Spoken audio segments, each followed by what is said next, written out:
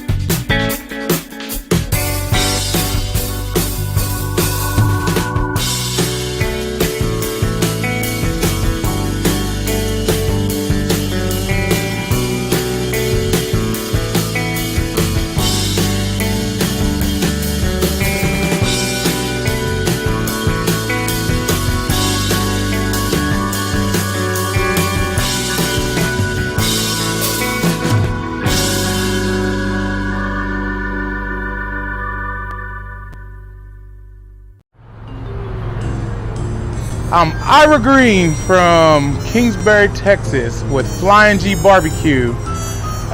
You're watching live on the Smoking Gooder Show. So Smoking Gooder Show. I fucked that all up. Ira Green with Flying G Barbecue from Kingsbury, Texas, watching live.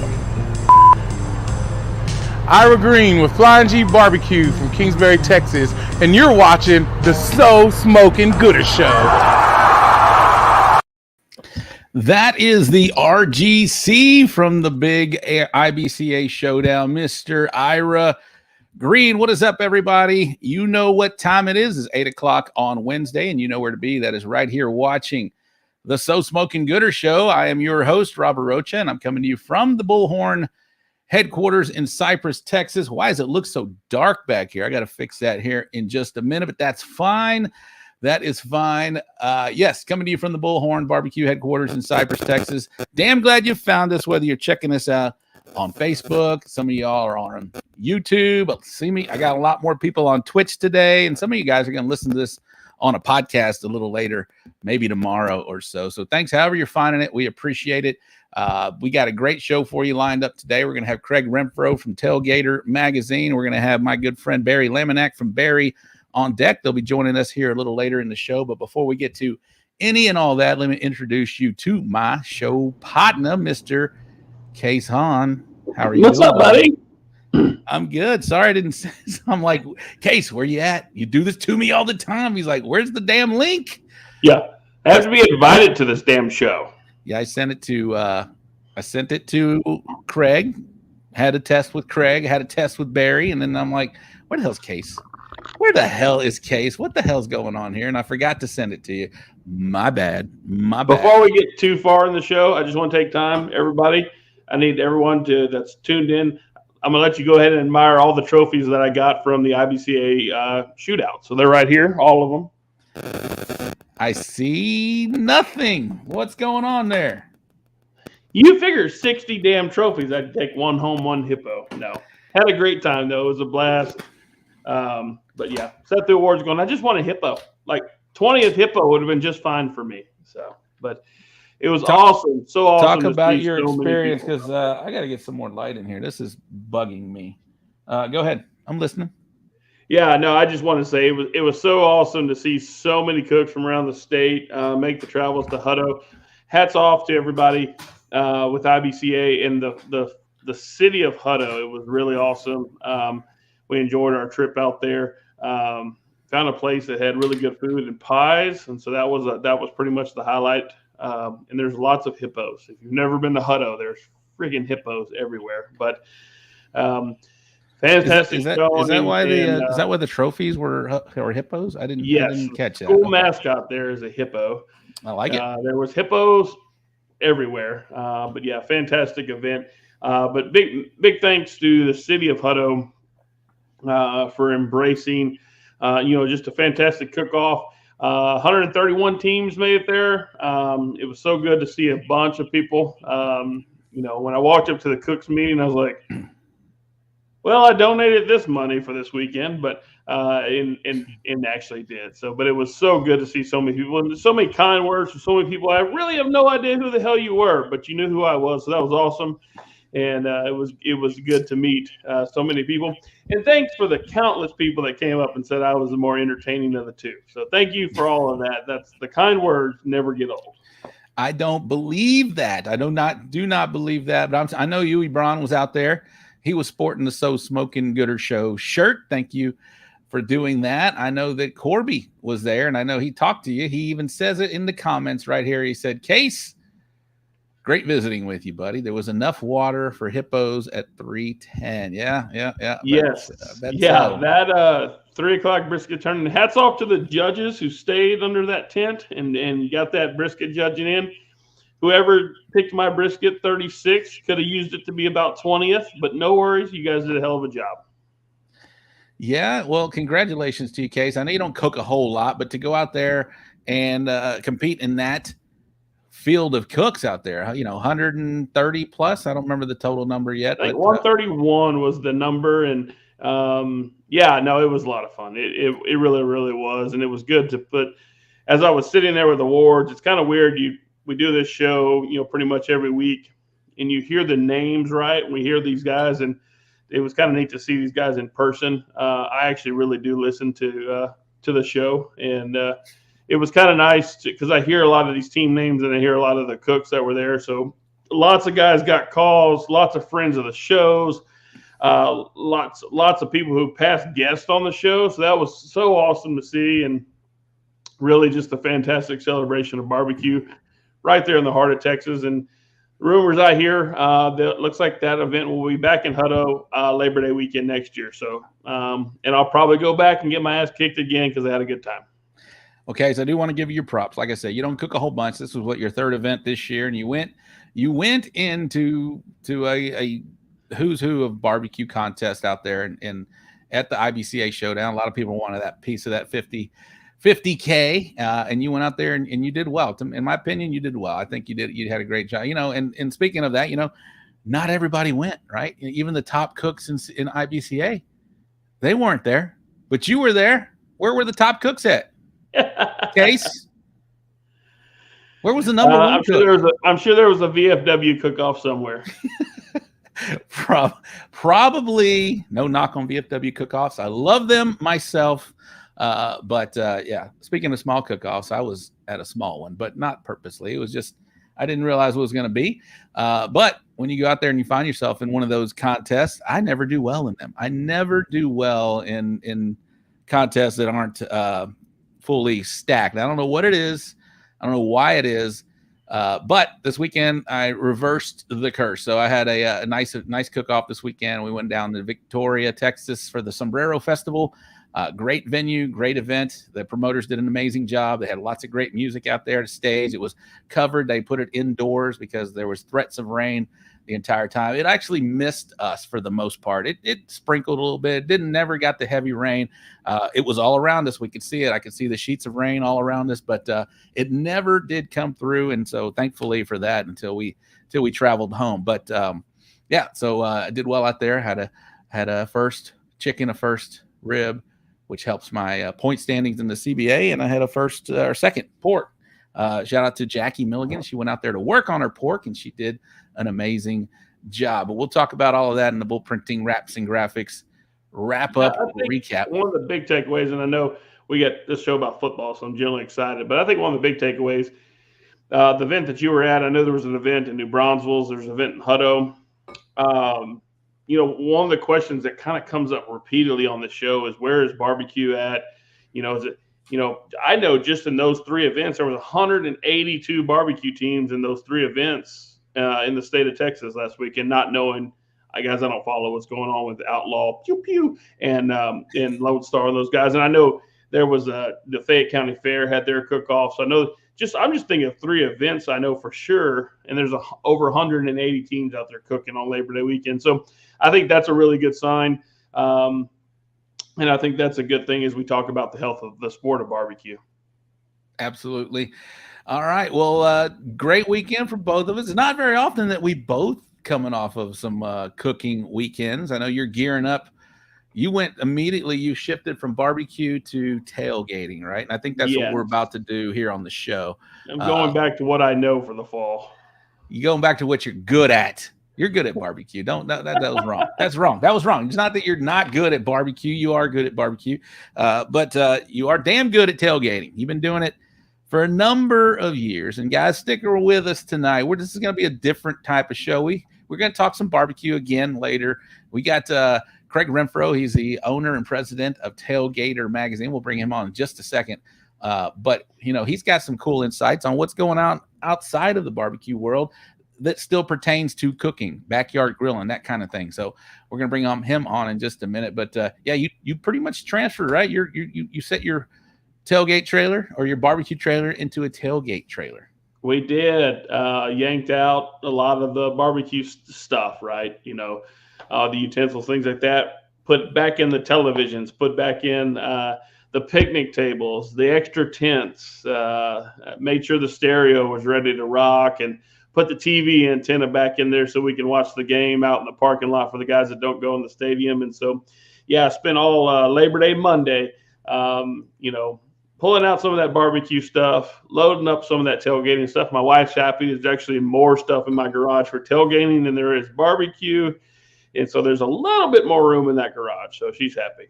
All right. Well, let's get him on in just a second. But before we do that, we're going to give a shout out to the people that support us that are watching right now. But also this segment is going to be sponsored by Summer Moreno, Texas Farm Bureau Insurance. If you need anything to insure all of your barbecue rigs, your smokers, your trailers, whatever it may be, your life, Summer Moreno can get it done for you. Summer Moreno with Texas Farm Bureau Insurance. Get with us. We will get you with her, and she will get you taken care of. So this segment is going to be sponsored by Summer Moreno, Texas Farm Bureau Insurance. But let's give some love to people that are watching. We got a new name out here. I know this guy very well. Total Dallas. And yes, he's all about Dallas. He is first in. Daddy Dutch, what is wrong with you, man? You let a new guy get in first on you. Daddy Dutch is here. Danny Regan is here. Jimmy Wilson. How about them? What's going on? A lot of Dallas people here. Jen Lee is watching. We already mentioned you, buddy. Thanks for tuning in. Jared McCrory. Are you back in town, Jared? Jared is expecting a baby any day now. So congrats to that young family. Michael Sistruck, what up? Who dat? All right, we got a Saints fan in the house. Brian Rothrock. He's H-Town. Are you new to the show? Thank you very much. Alex Villanueva tuning in from Twitch. Thank you, sir. Thanks for coming back. Tim Crawford. He's in Georgia, if I'm not mistaken. So Greg Minotti. We got Trumpet Master in the house, sporting them rec techs. Love it. Corby Simpkins. Jimmy Wilson. What's going on? We got, let's see who else we got. Corby is back. All right. Jeff Dennison. What is up, Jeff? Victor Garcia coming off a GC a couple weeks ago. Congratulations. Wade Almazan. First timer to the show. Long timer to you, Case. He's Wade got his Almazan. own barbecue team name now. It's pretty impressive. Captain Rob and Big Han. All right. I appreciate that. Sean Trainer.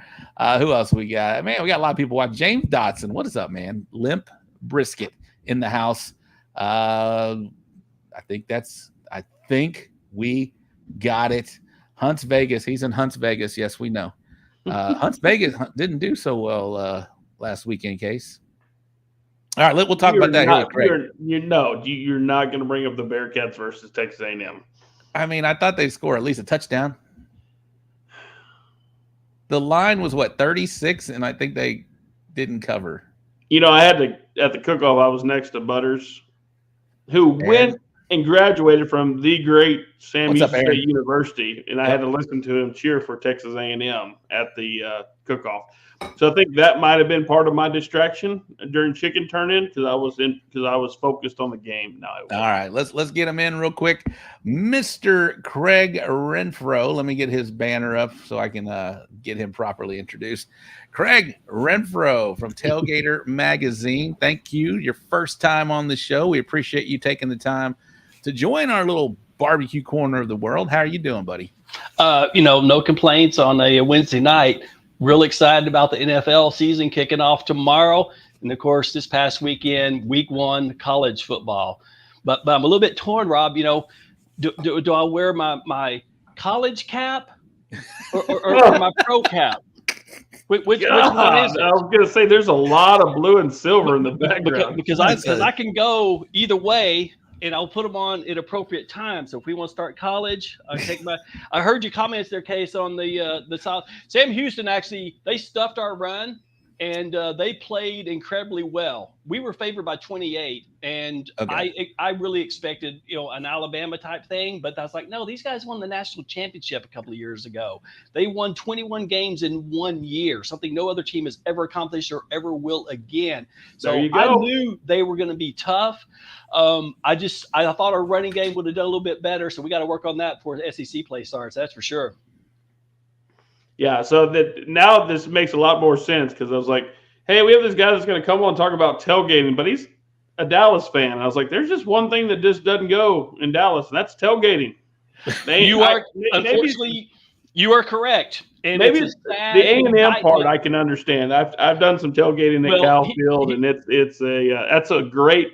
I am not an Aggie, but that is one of the best game day experiences is at Kyle Field. I actually grew up a Nebraska fan. I was there what I call the old Kyle Field for the Nebraska loss when they were leaving the Big 12. That was I was actually there for that game. That's a remarkable game day environment. Not an Aggie, but Kyle Field is a great game day environment. It is, and that's why they always make our top 25 college tailgates issue, along with some of the other schools that you expect. The LSU's, the Ole Miss with the Groves, Florida, throwing some big love, Big Ten love to Michigan, Ohio State, and it's I was talking to Rob a little bit before the show, and I'm old enough that, I was alive when the Cowboys were actually winning Super Bowls.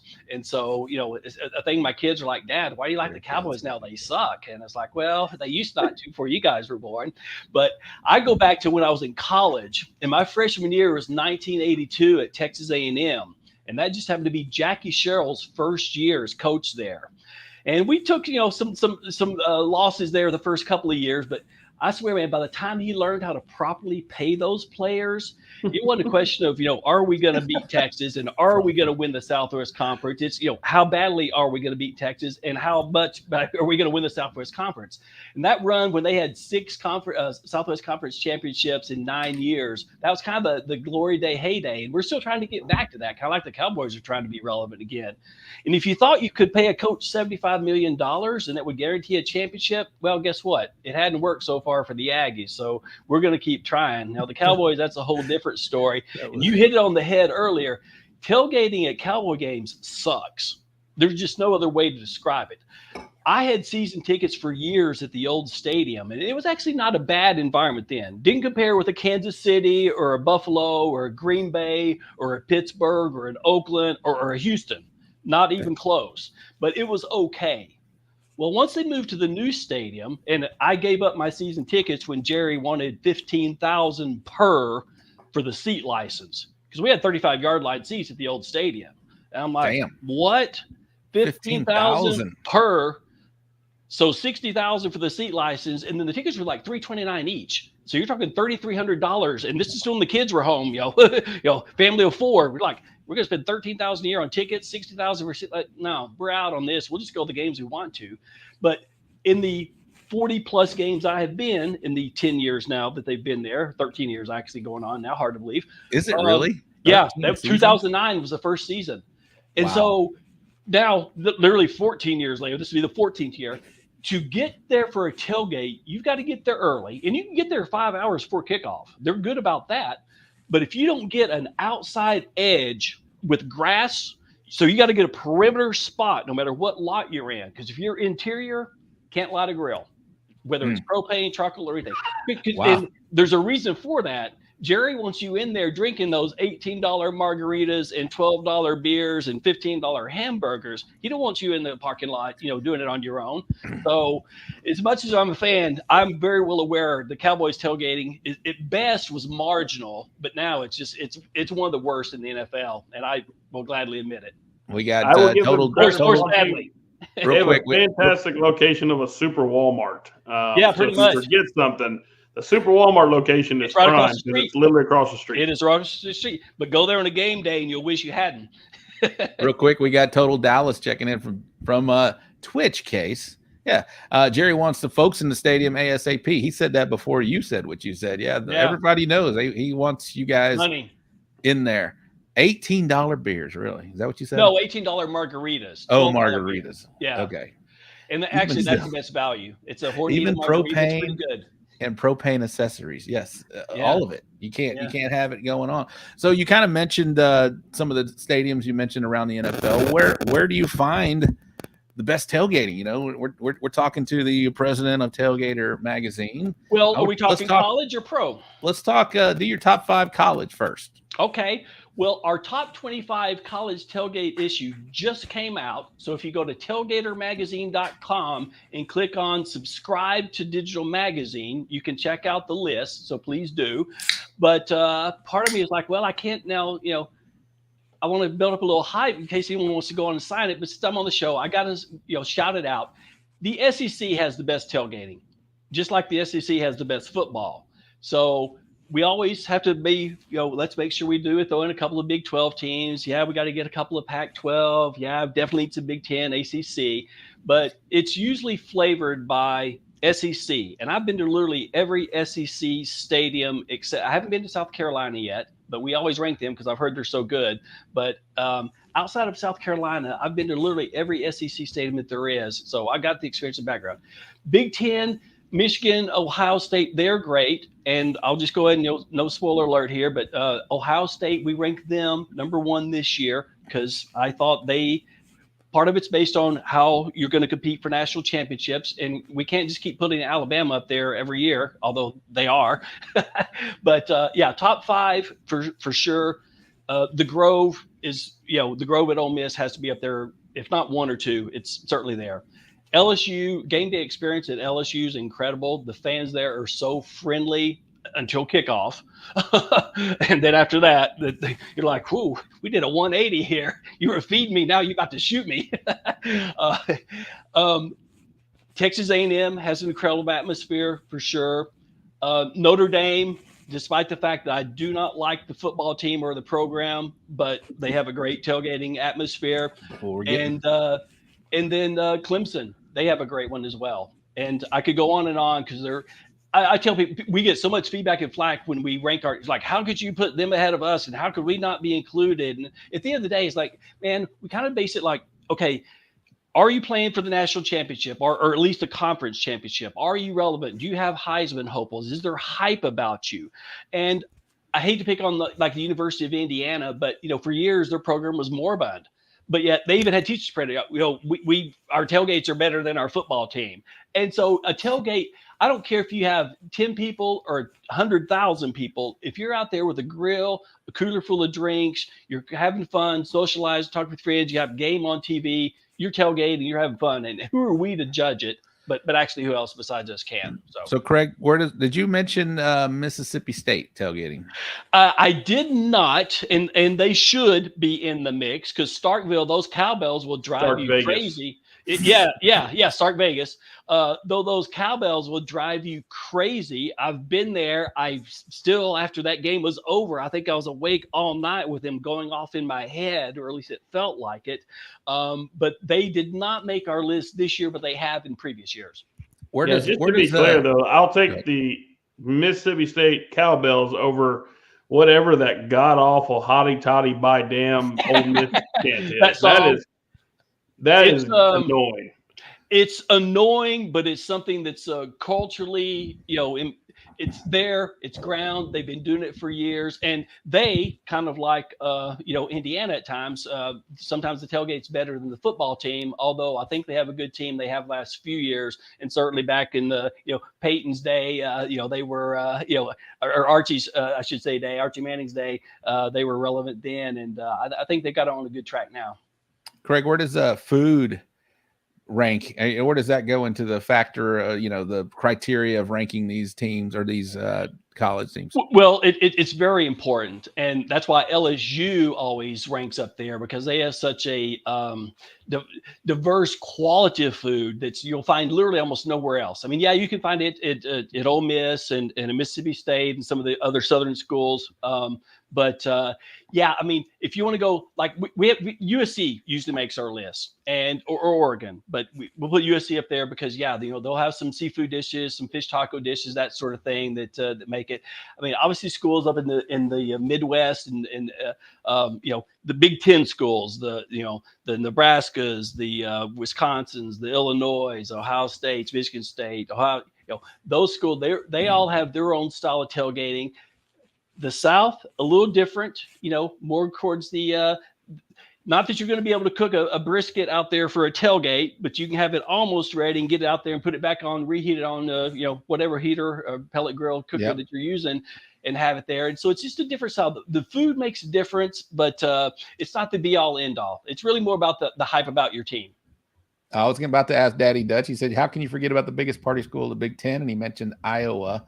Why don't you guys put your schools and your NFL teams, put who you're supporting, who you stand behind, and we'll see if we can't get some comments about those. So, nope, just Q and Brew, Total Dallas. Yeah, you mentioned, so I bet some of these foods at these tailgates are amazing. I have a good friend who does a lot of LSU tailgating, and man, I just from the pictures, and he's invited me, I have to go experience it. So it looks like, to me, I don't see it. That LSU scene seems hard to beat, but a lot of it really is. And I've actually been fortunate enough to have attended multiple games in Baton Rouge, and how like on a smoker, you got the 55 barrel drum that are split in half to form the smoker. Well, I've seen the half of it with a pot full of gumbo. Could you imagine making 27 plus gallons of gumbo? They do it. I mean, that's the thing. And it feeds so many people. Gumbo and rice, and you're good to go. Exactly. A lot of people are bringing in their schools. We got some Hook 'em Horns. We got some Gig 'em, Hawkeyes, and Packers. Okay, LSU and New Orleans Saints. You got the Longhorns and the Texans. Hats off to the Green Bay people that tailgate in the snow. But tailgating Green Bay is the first time I've ever tailgated in somebody's backyard directly across the street from the stadium. Yeah, I've been fortunate enough to be, and Green Bay certainly has to rank in the top 2 or 3 of NFL tailgates. And the fans up there are so friendly. But if it's in November, December, bring your long johns or whatever you got, because it's going to be cold. But it's in the neighborhood. That stadium is in the middle of a neighborhood, and you've heard the stories, the waiting list of people are in people's wills to get Green Bay Packer tickets. And, the waiting list is like 2,000 years long or something like that. I see a Roll Tide up here. Hey, like them or hate them, they're going to win. There's apparently Question breaking I Breaking have for the news audience, last if year. you're in the comments, especially since we have a Roll Tide comment, if a Alabama fan goes through a divorce, are they still cousins after that? You're gonna Supposedly. get Jen going. You're gonna get Yeah. Jen going.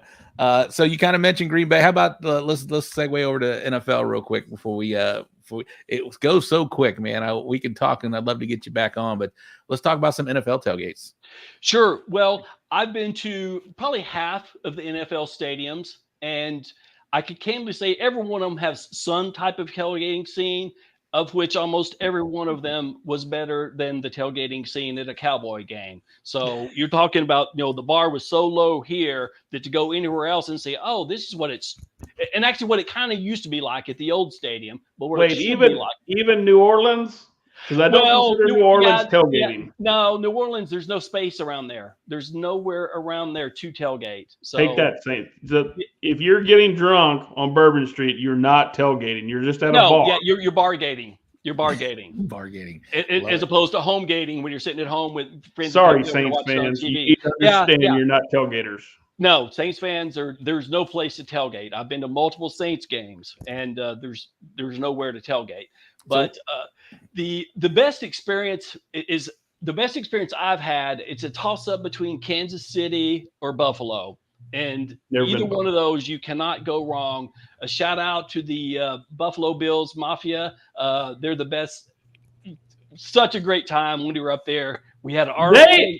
We have alcoholics. Kenny, the guy who gets on the condiments, ketchup and mustard, and they're like, they do the countdown. It's like, what do you want? And you're like, I want to be covered. They're like, what is this? He's like, mustard, ketchup, and then they're just like, boom. And it's quite the spectacle to you say that until you have to go get a folding picnic table or folding table from a Sam's Club in Houston after the Bills play a playoff game in Houston. And they proceeded to break every plastic table known to human man because the Bills Mafia is by far the dumbest fans known to man. Love them, but holy crap, that's a whole different breed. I heard about that story a few years ago when that happened, but yes, they're fanatical and they were crazy and they treated us very well. So we had a great time. Kansas City, very similar. The Chiefs, man, they have a great, because the KCBS is located there, and they have the big cook-offs there. They have the American Royals sometimes held there, and the other events that they have. And so the Chiefs fans are very hospitable, and you're going to get some basically what I call Texas, southern, type of, food cooked on the grills or smoked, whatever out there. And then I've been to San Fran and Oakland back when the 49ers used to play at Old Candlestick. And of course, before the Raiders moved to Vegas. And both of those fans out there were the 49ers fans were more accommodating wearing my Cowboys jersey. The Raiders fans, not quite as much. But once they realized how cool I was and brought party favors and such to the party, they were accommodating until the game started. Bought their love. I bought their love. That's a good thing, though. Hey, when you're especially in Raider territories. I was going to ask that final. Cleveland? I've not been to a game in Cleveland. No, have not. Case was there wearing opposite team colors, and that's an interesting experience. You should wear your Deshaun Watson jersey there this year. No, and not at all. Do you still have a Deshaun Watson jersey? No, nope. That one was donated to the trash pickup on Tuesday mornings. So I can tell you, if you go to Cleveland, hit me up. There's guys up there we were in Cleveland when they were just awful. They've gotten more relevant lately, but it used to blow my mind that these guys were just that diehard of fans to go watch such a terrible football team. Then I woke up and it's 2021, and I am that guy in Houston that's that diehard getting ready to go watch a terrible football team. So, yeah, it's what are the four teams that have never played in a Super Bowl? The Lions, the Browns. Now they won former NFL championship, so you can't give them no credit, but they've never played in the Super Bowl. And of course the Jaguars, and then there's one more, I'm trying to think of it. Texans. The Texans. Yeah, that's it. Texans. So we know about a lot of good tailgating experiences, and we know Dallas, it's just tough, man, to go. I've got friends up there, but where did you show up with high expectation, college or pros? You're like, man, this tailgating scene kind of sucks. Oh, dude, really, outside the Cowboys, nowhere. I mean, All right. There's no other way to say it. Everywhere I've been, it's like, I mean, this is great. Now, I could say, my daughter's Division II college soccer tailgate wasn't, what I expected. But, for a major college or NFL team, everyone I've ever been to, and I think I've been to, well, this is thrown in baseball too. So I've been to over 1,000 sporting events in my life. And again, baseball, because they play so many games, is a big part of that. But I mean, I've been to well over a couple of hundred NFL games, well over a couple of hundred college games. And it's literally every one of them has been great. Now, what's changed, and this is going back to when it started off initially, back when I was in my freshman year, even when I graduated in '86, tailgating has changed. There were no generators. There really were no tailgate grills. There were no, satellite TV. I mean, you'd bring a 12-pack or whatever more, and like a Subway sandwich or something if you're going to eat, and that was your tailgate. So the evolution of the equipment and such the cool products that are out there these days, and just from the grills to the coolers to the canopies to the chairs to the Bluetooth speakers to the satellite TV to TVs, they've become a commodity. I mean, you could go to Sam's Club right now and get like a 50 or 55-inch TV for less than $300. It's like, you got to be kidding me, man. I mean, it's like if you break it in the parking lot, it's like, yeah, that sucked, but it's like, it's $300. Yeah, we'll get another one. It's no big deal. Everyone pitch in $10, Everyone pitch in $10. We'll go get another one for next week. Hey, Craig. It's still painful. It's still painful. I don't care. We could talk for a long, long time, but I do got to get going on the next one. But I would love to get you back because I did want to talk about some of these new products that you were talking about. Sure, man. This has been great, Rob. Just let me know whenever up next, and I'm good for it whenever you are. Hey, I appreciate you. I think the week before December 11th sounds about right. And we'll see. Oh, that's Cleveland?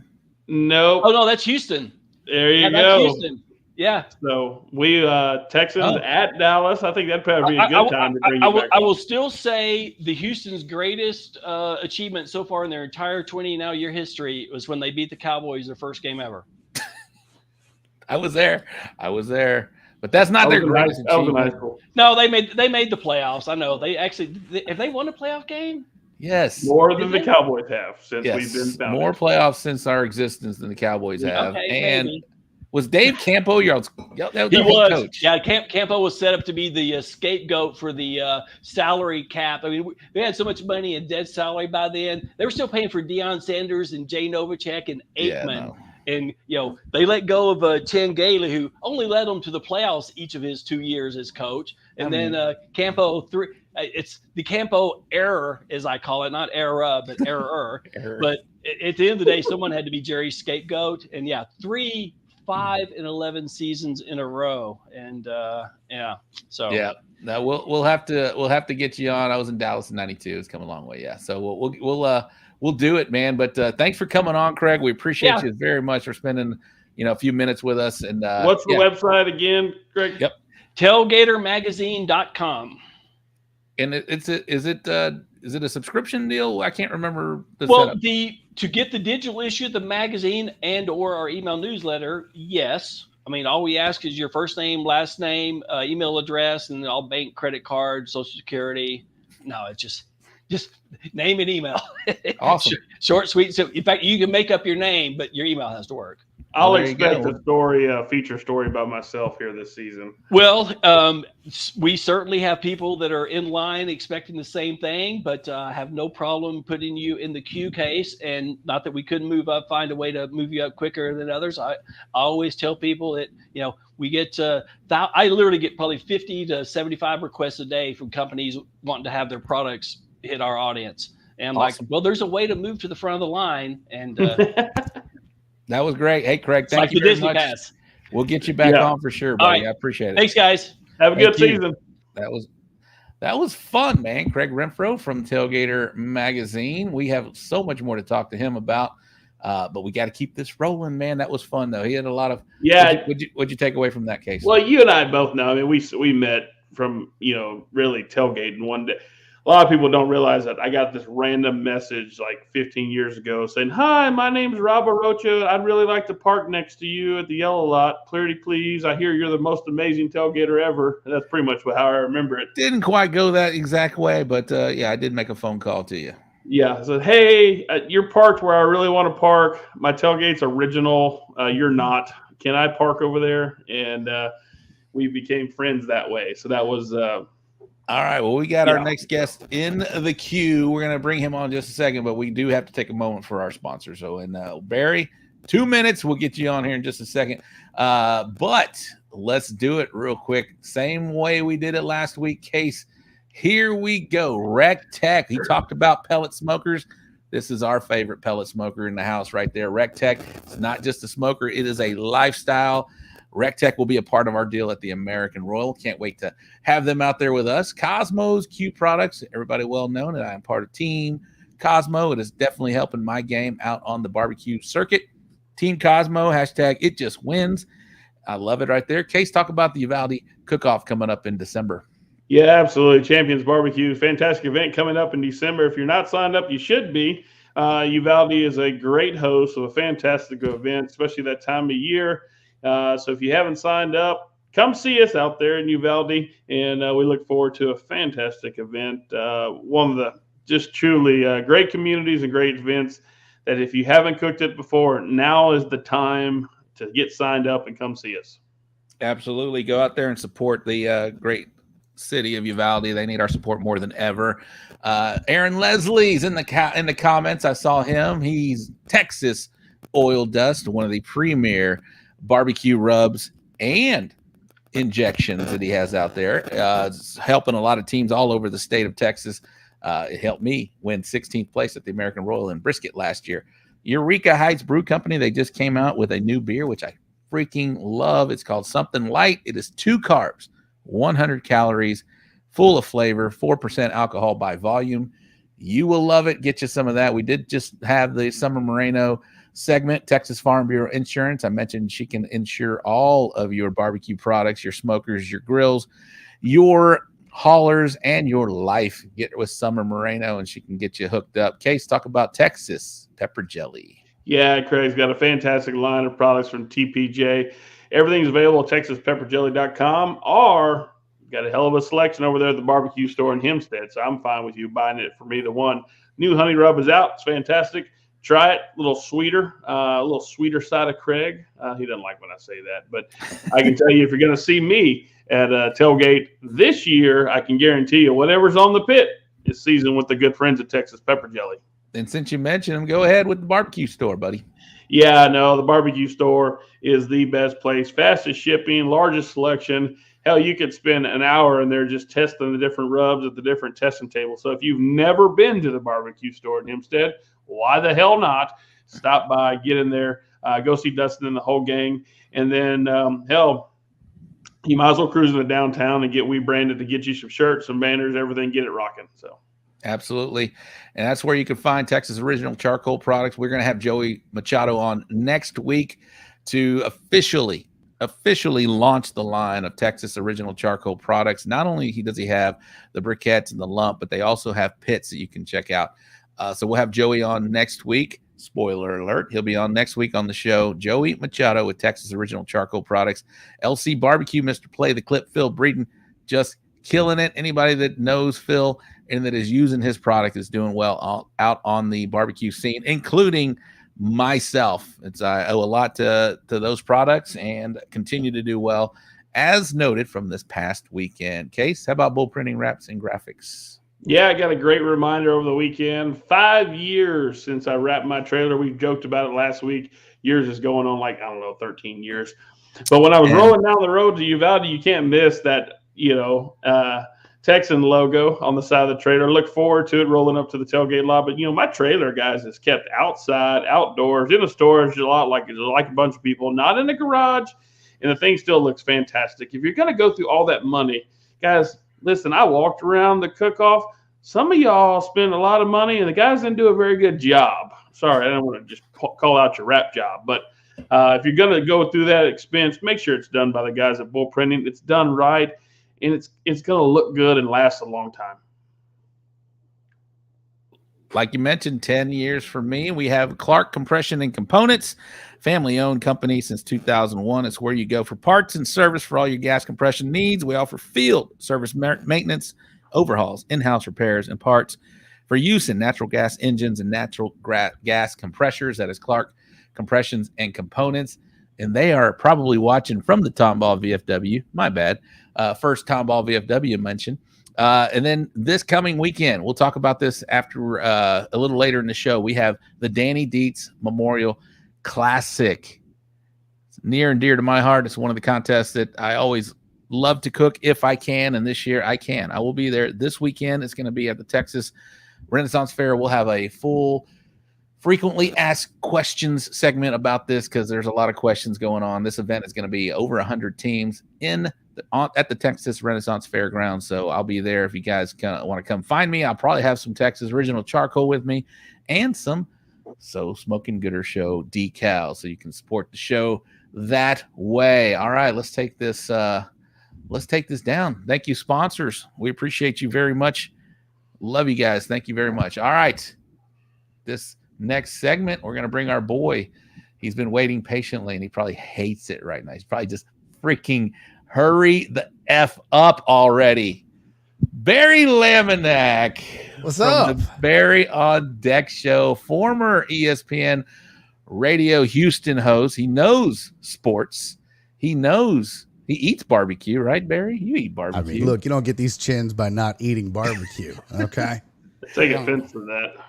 Look, no, I just call them extra smiles. That's all that is. That's just but I have a natural one in the middle too. That's a butt. That's totally different. I'm talking about extra chins. You've managed to eat so much barbecue. You got a big butt in the back and the front. That's pretty amazing. Was that the tailgater guy back on? I had a great time with the tailgater Rob guy. said to roast somebody. You meant the teams. My roast bad. Teams. Let's roast okay. Teams. Not my co-host roast. What are you doing? My bad. Rob, are you sitting on a booster seat? Are you? How did you get? Did you?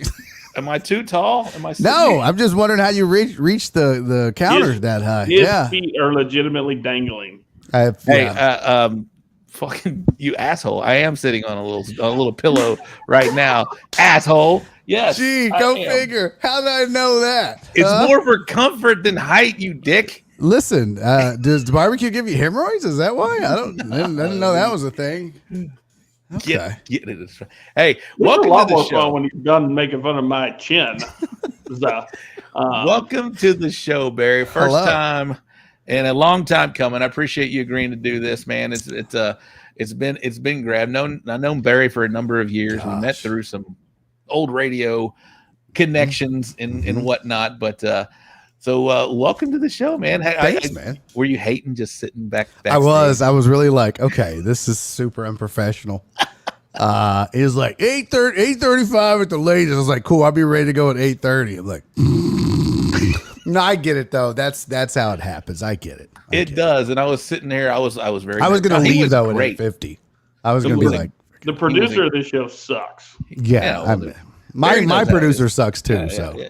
He knows how it is. Yeah. Barry, you do produce. Let's talk about this. You have a show. I do. That people can watch. I watch it. I love it. I am officially part of your community known as the Deckheads. There's a lot of Deckheads that are watching the show right now, and I appreciate you guys tuning in and checking out this show because if you guys don't know, we've been on the air for 5 years as well. Me and Case talking barbecue, and it's fun. We do this now. I knew we were going to turn off some of our barbecue guys, talking football and whatnot. But are they leaving already? Don't leave. No. I'll talk meat. Let's talk about meat. Come on. No, they're not leaving. Why did you just have a twang, Brian Kelly? Jesus Christ. Let's go. Let's talk meat, fellas. Come on. I'm trying to make them feel at home. I figured barbecue. Tell the truth. How many hip hop barbecue teams are there? Huh? None. So. Exactly. Hip-hop barbecue. So when in Rome, talk like the crowd, right? A lot of these teams are from down south in the valley. So unless you're going to start rolling some R's, I'm just saying. Oh, I can't do that. I don't have a talented tongue. Walking away from that comment. Yeah. So Bear, what did you think of the tailgate? Craig Renfro, he was awesome. That was great. Craig, thank you for coming on the show. He was great. He was talking about some of his experiences with tailgating. You've been around, right? You used to do radio spots from some of these tailgates. No, I've been to maybe one tailgate in my life. What? I mean, I would walk through, and see people tailgating, and I was always like, man, that looks like a lot of fun and work and alcohol and drunk people and potential fights and money and divorces. And I'll just go to the stadium. It's like watching Maury. Were you working? Were you working during these times or what? I mean, no, sometimes I was, I never did. None of my friends would invite me to their tailgate. First problem. Whatever. That's not true. That is not true. But let's talk some football, man. This NFL season is upon us, man. It's starting kickoff 2022. Wow. That's crazy thinking about that. Wild, kickoff right? 2022 is starting tomorrow with the Bills and the Rams, right? Am I right? Yeah. Bills, Rams. I don't have the schedule memorized. What do I look like, a savant? We're supposed to be talking football here, but yeah, I think. Well, am I supposed to have I didn't know I was supposed to have the schedule memorized for your show. Sorry. Week 13, you've got several matchups, but we don't have the internet. We can't just pull up the internet and look at it. We can't. Rob doesn't Google. I know it's Jeeves. Rob's so old, he still asks Jeeves. I know. Hey, Jeeves, who's playing tomorrow? It's Rams and Bills, sir. Yeah. Rams and Bills going tomorrow. Yeah. That's going to be a nice kickoff. That's a great matchup to start the season. The Rams are the Bills. This could be your Super Bowl matchup, game 1, week 1. It could be. Don't sleep on it. This could be your Super Bowl matchup, folks. Right now, two of these teams, these two teams, I should say, sit in the top 3 in odds to win it all. So you're looking at probably, if not the two best teams, two of the best teams to open the season. And I think they always like to say that the schedule is random. I think they knew what they were doing. Yeah, this is a good one. They knew what they were doing. Random as Deshaun Watson's suspension being 11 games. Yeah, that's pretty random. We're going to bring him back, and his first game back is against the Texans in Houston. Yeah. No, that was going to happen. And you're getting flexed to prime time. I'm just making speculations. I hope so. That'd be nice. No, there's actually really good football games. It's going to be flexed. It's going to be flexed to Dateline. That's where they're going to put the game on. It's going to be on Dateline NBC, and it's going to be hosted by what's that guy's name? Chris Hansen. Yeah, was it Dateline? That wasn't the name of his show. Yes, it was. I don't think so. Wasn't Dateline was like hosted by Ted Koppel?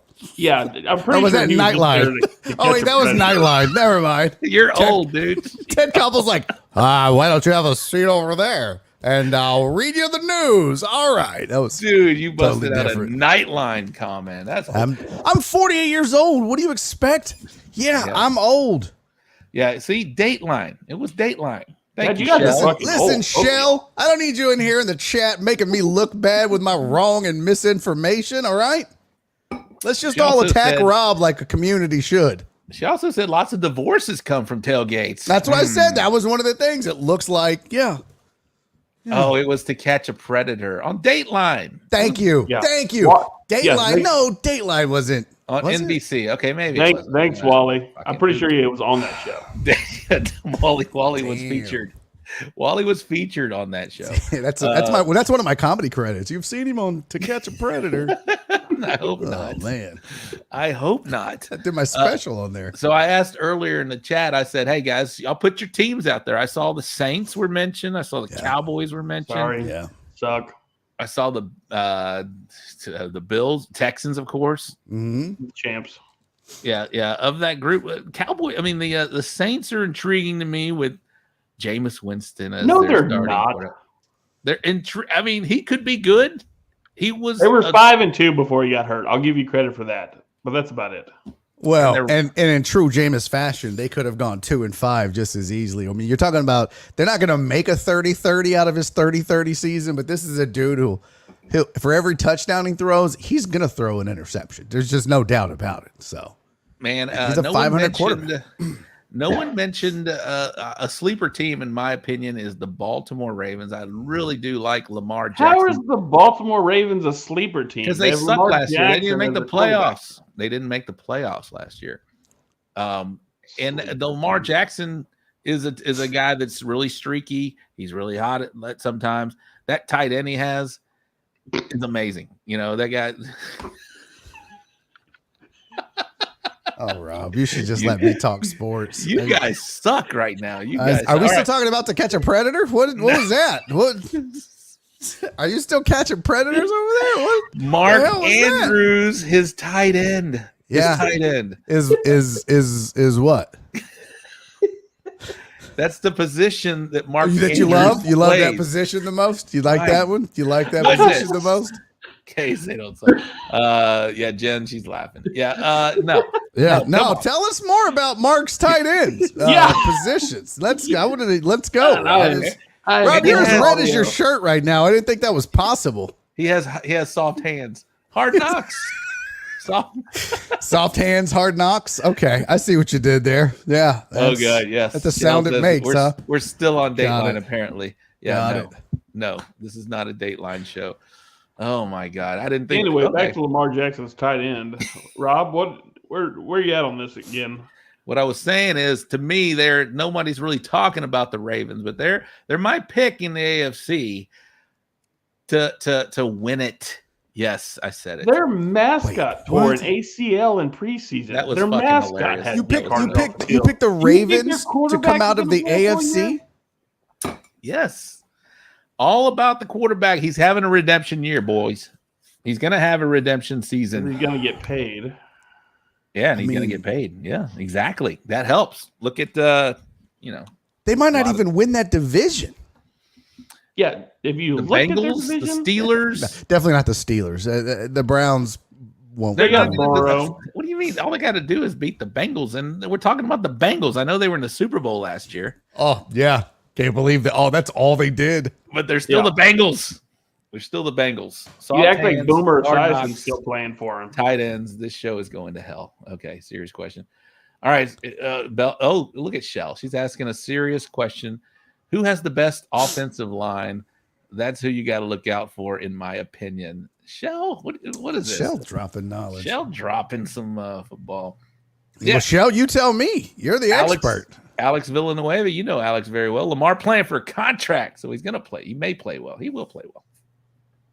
Let's talk about the O-line, though. Her question.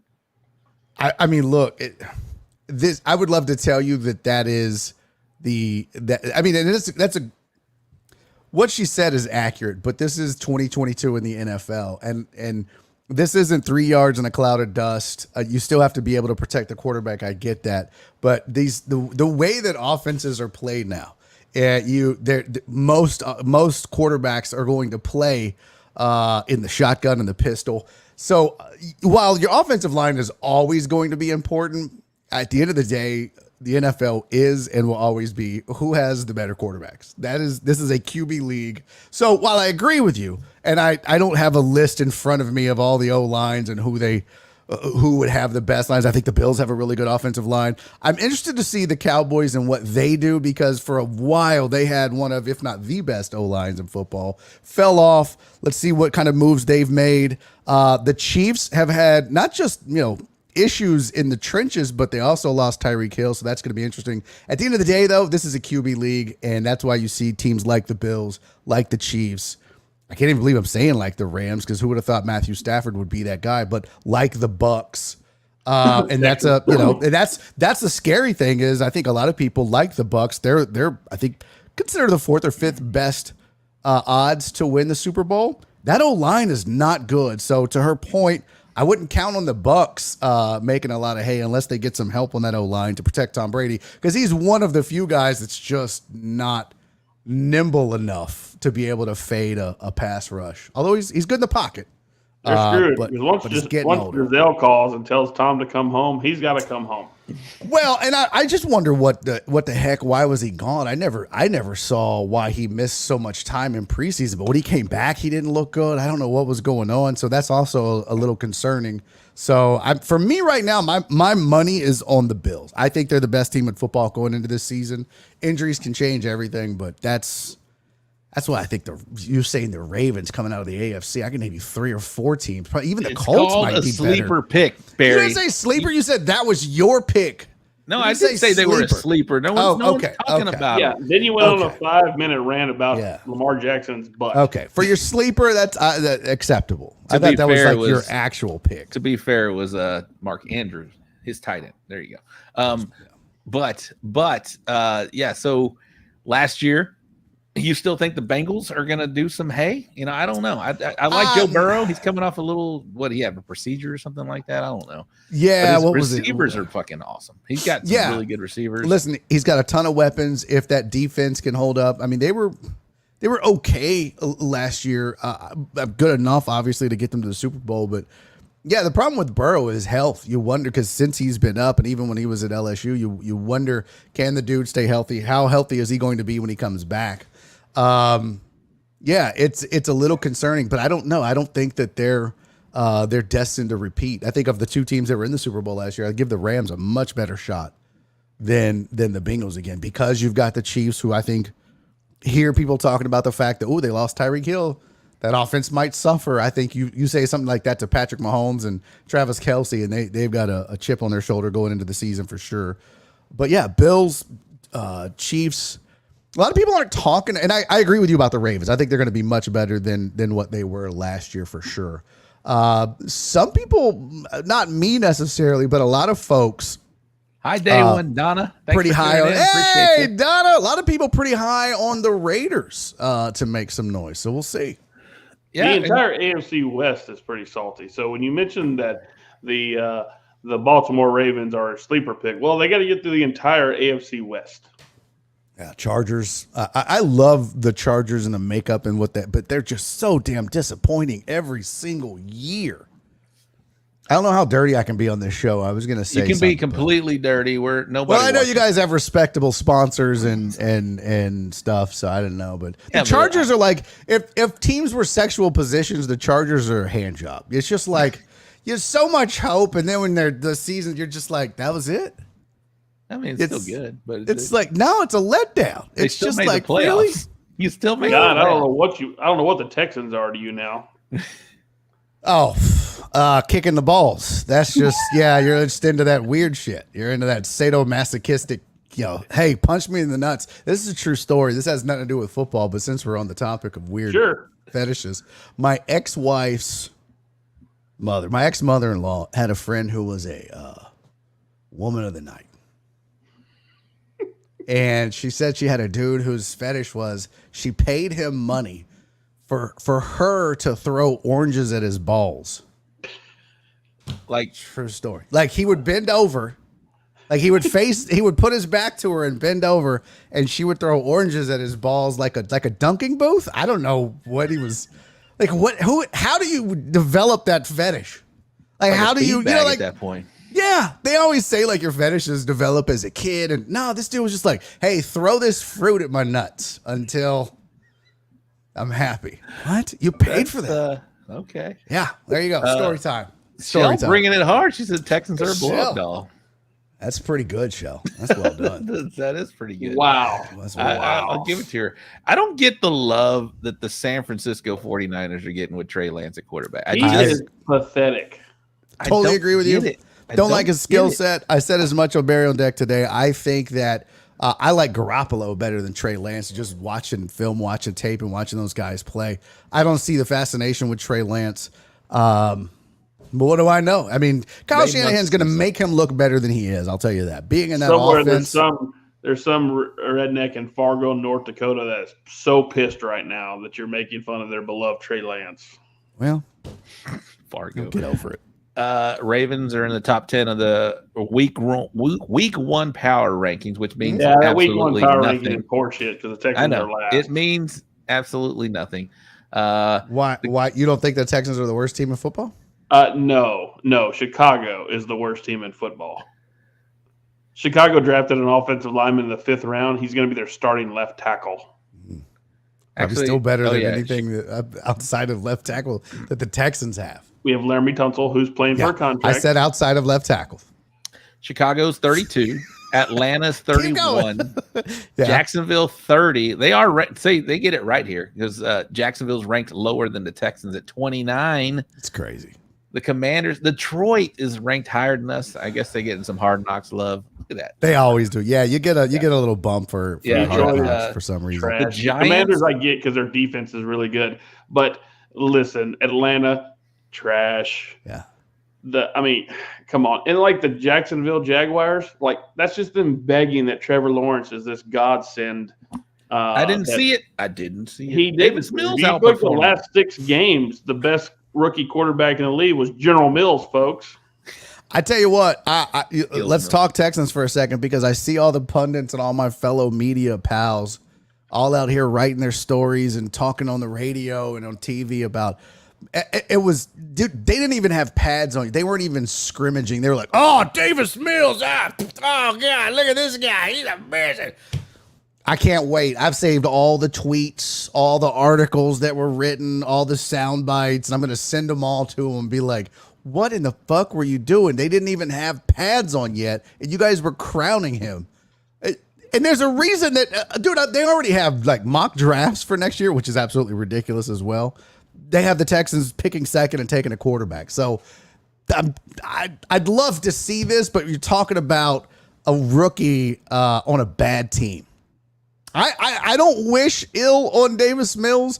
You just got to show me more. Telling you, he's a neck above the rest. I can tell you that much. Okay. I was muted. I was muted, Barry. Nice. Yeah. No, I get it. I get it. I was muted. Yeah, he started talking about Davis Mills. He started cussing you under his breath. Had to mute his microphone. Day one, Donna. Why is Trevor Lawrence put on this pedestal? Because he was the Heisman Trophy. Was he a Heisman Trophy? He's number one draft champion pick. winner. Mm-hmm. Yeah, number one draft pick. Yeah. I mean, looks like sunshine.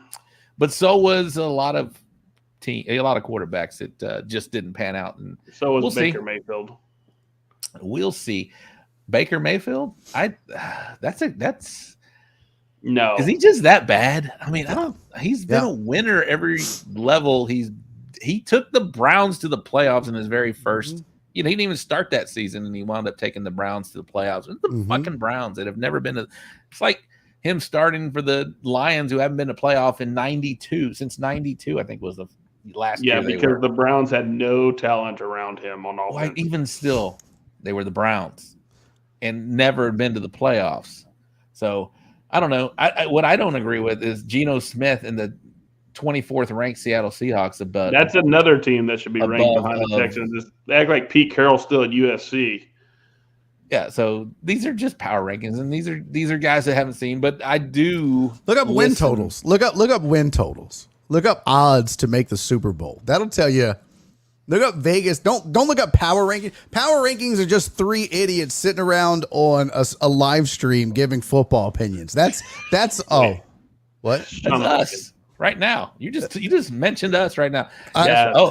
At least only one of them talking about tight ends. Well, Shell was doing good until that, and now she just lost all credibility by agreeing with Rob. No, I tell you. Go look up what Vegas has to say about teams, their win totals, because these guys, this is their money. They don't just throw out opinions. What they put is about as close as you can expect. Are they wrong? Sure. They just have to be right more than you do. But they put a lot of time and money and effort and calculations into these win totals and these Super Bowl odds. I have the Super Bowl odds in front of me, and the Houston Texans have a plus 25,000. They are a plus 25,000, the worst odds in football. I got $3 on that. I got $3 on that. Let's go. Yeah. Can you go ahead and give me the Super Bowl odds last year for the Bengals? Ooh, good point. Yeah, no, that's a good point. But again, these are teams that when you get into that plus 22 range right now, Cowboys, Bengals, Eagles, all at plus 2,200. Would you be stunned? Would the Ravens are plus 2,000? Would any of those teams absolutely? The Cowboys wouldn't stun me at all. And I said, somebody asked me today on the show, who's my dark horse Super Bowl winner? Who was my dark horse? And I said Cowboys. Yeah, well, for the Really? kids watching at home, the Texans had a better Vegas odds last year going to the Super Bowl than the Bengals. Was this guy at your house holding a gun to your head? Total Dallas? No. All right. No, I'm telling. So many people disrespect Dak in that offense. I'm telling you, it's I a disrespect crime. Dak in that offense. It's a crime, and it's I done out. It's disrespect not this. done out of logic. And trust me, I grew up a Cowboys hater. I grew up an Oiler with cousins and uncles who were Cowboys obnoxious. The most obnoxious Cowboy fans I've ever met in my life. I hated the Cowboys and the Steelers growing up. But if 7 years on ESPN radio taught me anything, it's to be objective and to call it like I see it or like I believe it to be, and not based on my heart. Are passing more than 17 yards down the field. Shell says she loves you now, Barry. You can check Barry every day. Yeah, Monday through Friday on Twitch. But look, Case, does it matter if you get it done? Peyton Manning was a check down QB when he won a Super Bowl. I mean, with the Broncos. Stud defense. When he was yeah, but he threw fluttering ducks for 5 yards and let his receivers and his backs do the work, and it got him a Super Bowl. He didn't lose a starting left All-Pro tackle 3 weeks ago. I'm just saying, Dallas, if you need a left tackle, I got one. Make me a deal, baby. Are you the GM now? Did I miss something? Who you want to trade? I trust Nick. Nick is my guy. I do. Good. I do I'm like glad Nick. you do. I do like Nick. And you have not heard a lick about the name Easterby this whole. That's because I think the Texans realize what a PR nightmare they have on their hands. He used to be like out on practices and stuff like that. Now it's Nick Caserio out there throwing the ball around, which is super embarrassing. Yeah, he shouldn't be out there either. But no, I'd rather see him than Easterby. So, but this isn't a Texans centric show. Should be. It should be. Should be. But last thing about the Texans, though, are you encouraged? I am encouraged about the direction that they're headed. I like the draft. Caserio seems like he's got his head on the shoulder, right on the right path. Back. We had David Culley as a freaking head coach, and that was a Caserio move, granted. But now we've got Lovie Smith, who, granted, hasn't done very much in the NFL, but I think he's still from East Texas. I still think that he's going to lead this team, at least be a leader for the team. And thinking about what Davis Mills did last year as a rookie, he showed a lot of flashes for that. And I'm definitely not hooking my wagon to Davis Mills, but I do think he deserves this, and he's going to get it. We're going to know 6 months down the line. We're going to definitely know if he's our guy or not. And I think he's going to make us think that he is. I think he's going to do something this year. Let me ask you this, and this is what I talk about this all the time when you talk about the most important position in football. Do you believe in your heart of hearts that Davis Mills is a Super Bowl caliber, Super Bowl winning quarterback for this franchise? Do you believe that? It's a yes or no question. It's a yes or no question. Do you believe that Davis Mills is a Super Bowl caliber quarterback and the man that should and will lead the Texans to a Super Bowl? Yes or no? I'm going to do that. But it doesn't mean he won't. No, I'm going to do the political. I'm going to answer your question with a question. Nope, it's not. It's a yes or no. If I was to ask you about Matt Stafford last year, if I'd say, do you believe Matthew Stafford is the guy that can lead the Rams to the Super Bowl? Would you say the same thing? No, I would say no. Are you seriously going to sit here and compare Matthew Stafford and what he did offensively in Detroit behind a shitty O-line with a shitty defense and compare him to Davis Mills, who's played a season? Okay. Here's the thing. Here's the thing you have to think about as a team, and when you make personnel decisions. Is this guy going to win me a Super Bowl? Which is why teams, you have to give them 2 or 3 or 4 years. But that's why you let Baker Mayfield's walk. That's why you let Matthew Stafford walk. And that's why you let these guys walk, because you don't believe it and you need to keep trying. And then what happens is sometimes these guys get in the right situation and a team like the Rams pushes all their chips in and they go out and get every available player that they can add. Yeah, and free agent and trade for defensive stalwarts and build that team around a guy with a cannon for an arm and all the ability in the world, but just never did anything in the city and the situation he was in. But I don't think that's the case with Davis Mills. Alex Villanueva, Cowboys are going to cowboy at the end of the season. They'll win the division, do what they do in the playoffs. I mean, it's kind of You could say that about so many teams, though. No, but Cowboys, I mean, come Thanksgiving Day, I mean, it's like my favorite holiday because I get to fill up on some really damn good turkey and food, and then I get to watch the Cowboys implode. And it's like Just that to be every freaking holiday, and I love it. I'm all about it. I'm not a Cowboy hater. I mean, I kind of am, but you are. I love watching Thanksgiving Day is like my favorite holiday. I get to fill up on some damn good food, and I get to watch the Cowboys. Do you cook implode. a lot? Do you cook a lot, or is that like your time off? No, Like, I'm off. I'm off that day. I do turkeys, Nice. but the rest of the family doesn't. My mom puts out some really good food, so my Nice. mom's I can still see that. around. So I love to let her. She loves doing it, and I love her food, and it's great. So I yeah, just it's love kind that time of my the year off day. because that's the magical time of the year that Texas A&M also falls apart. And Fuck so you, Rob. for everybody out there who cheers for both of them or one or the other, I enjoy the fact that both of your teams go to hell in a handbasket when the weather gets cold. Oh, that's cute. You think the A&M Oh my waits God. that long to fall apart? Total Dallas. Have you A&M, been not watching Texas. Thanksgiving? No, I'm saying A&M. But listen, I'm a lifelong Aggie fan. I didn't go there. I went to Lone Star College, but I grew up an Aggie fan. I've watched this I'm team sorry. since I could remember. And yeah, when I see, A&M's going into the season ranked 6, I'm like, well, they'll finish 30th. No doubt in my mind they're going to finish 30th now. And they'll shit the bed against like somebody like, I don't know, Vanderbilt or some bullshit in the SEC. Mississippi That State. trust me. Yeah, no, they do it every year. Pirates. They'll lose that one. They'll be demoralized. They'll lose to Ole Miss. They'll be demoralized. They'll win a game they shouldn't win. Like maybe they'll beat Arkansas after losing 2 or 3 in a row. But it's a mess every year. I hate it. I hate being an Aggies fan. I do. Ty Cobb, Almost as much as I hate being a Texans fan. What's that? Ball VFW drink. He's loving the Jacksonville Jaguars, and Total Dallas says Lawrence will be better than Mills. I would take I mean, that. he should I would, be. I, He's I the would. number one pick. He Yeah, was but the I number would one believe pick. that, and that's not He's saying the much. chosen one. That's not saying much either. Yeah, I mean the fact that it's in question right now is a good a good statement on Mills. I think. Sorry, Mac Jones couldn't have fell to us in the 3rd round. Titan Hugo is in. Look at this logo case. What do you think? Vegas about that? win totals are trash. Case, Wait, what do you Yeah, Is think? that everything. Titans logo? Vegas is so stupid. That's hilarious. I love it when people like if you see like an anomaly in something that happens, like the Bengals, which Vegas doesn't know what they're doing. Trust me, Vegas is right more than they're wrong. The greatest thing Always. about No one's going to be Titans fan- perfect. Titans fans, the Titans playbook looks about as many options as I had playing Tecmo Bowl growing up. Maybe 4 passes, maybe 4 runs. Yeah.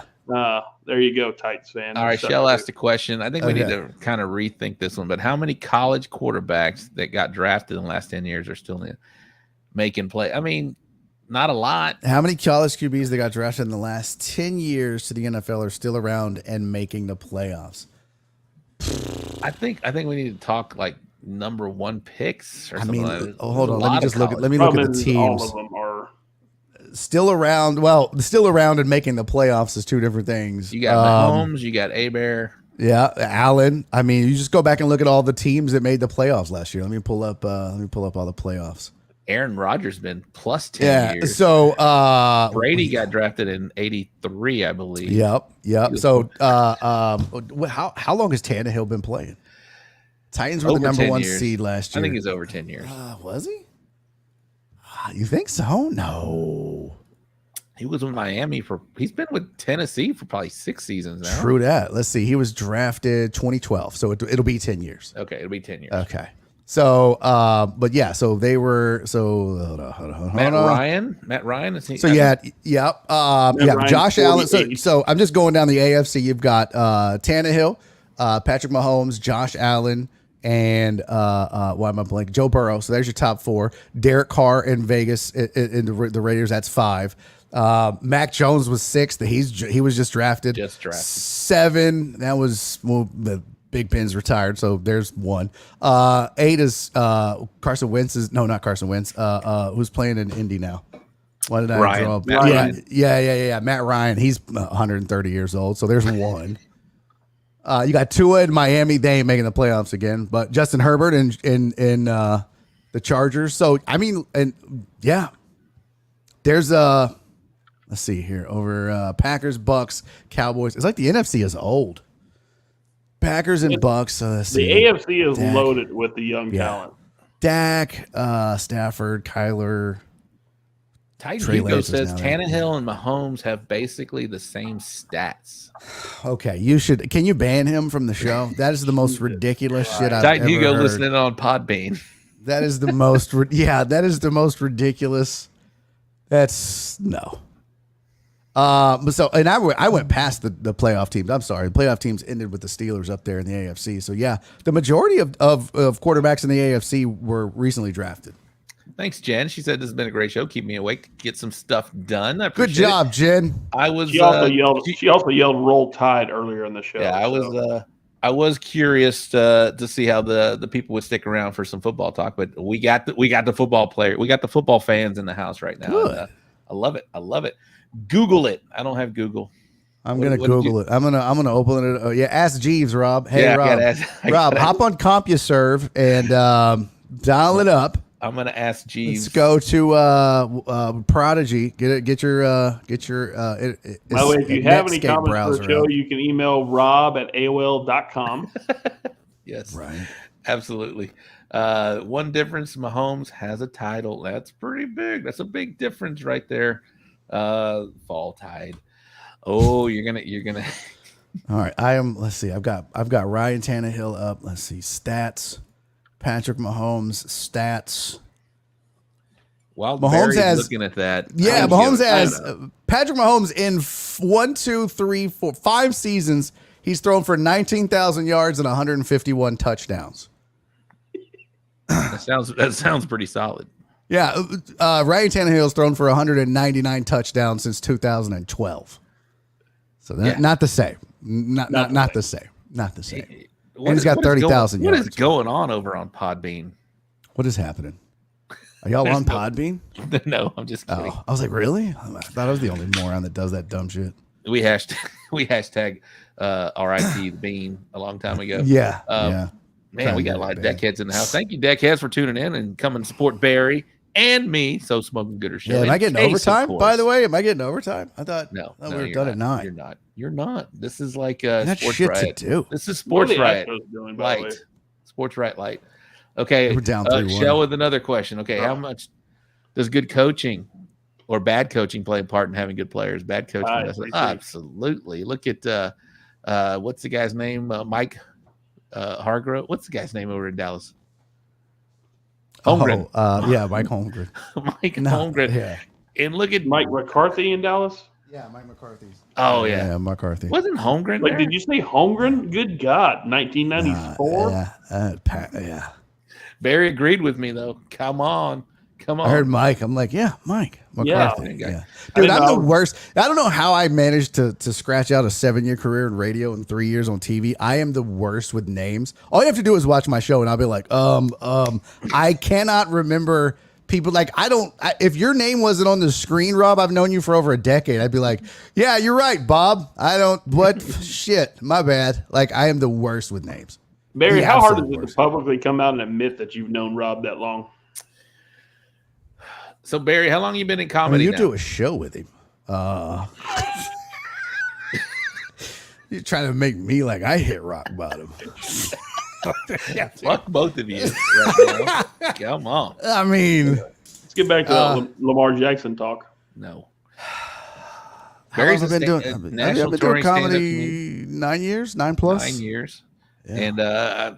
And Barry once did a bullhorn event. It wasn't a bullhorn event at the time, but Barry graciously came out. I got a funny story about Barry. As early in my career, of course, it was like maybe the earliest in his career. But I was having a contest. We were doing a contest. This was before Bullhorn Barbecue even existed. I was cooking with that other team, and we had a big event at the Sam Houston Race Park.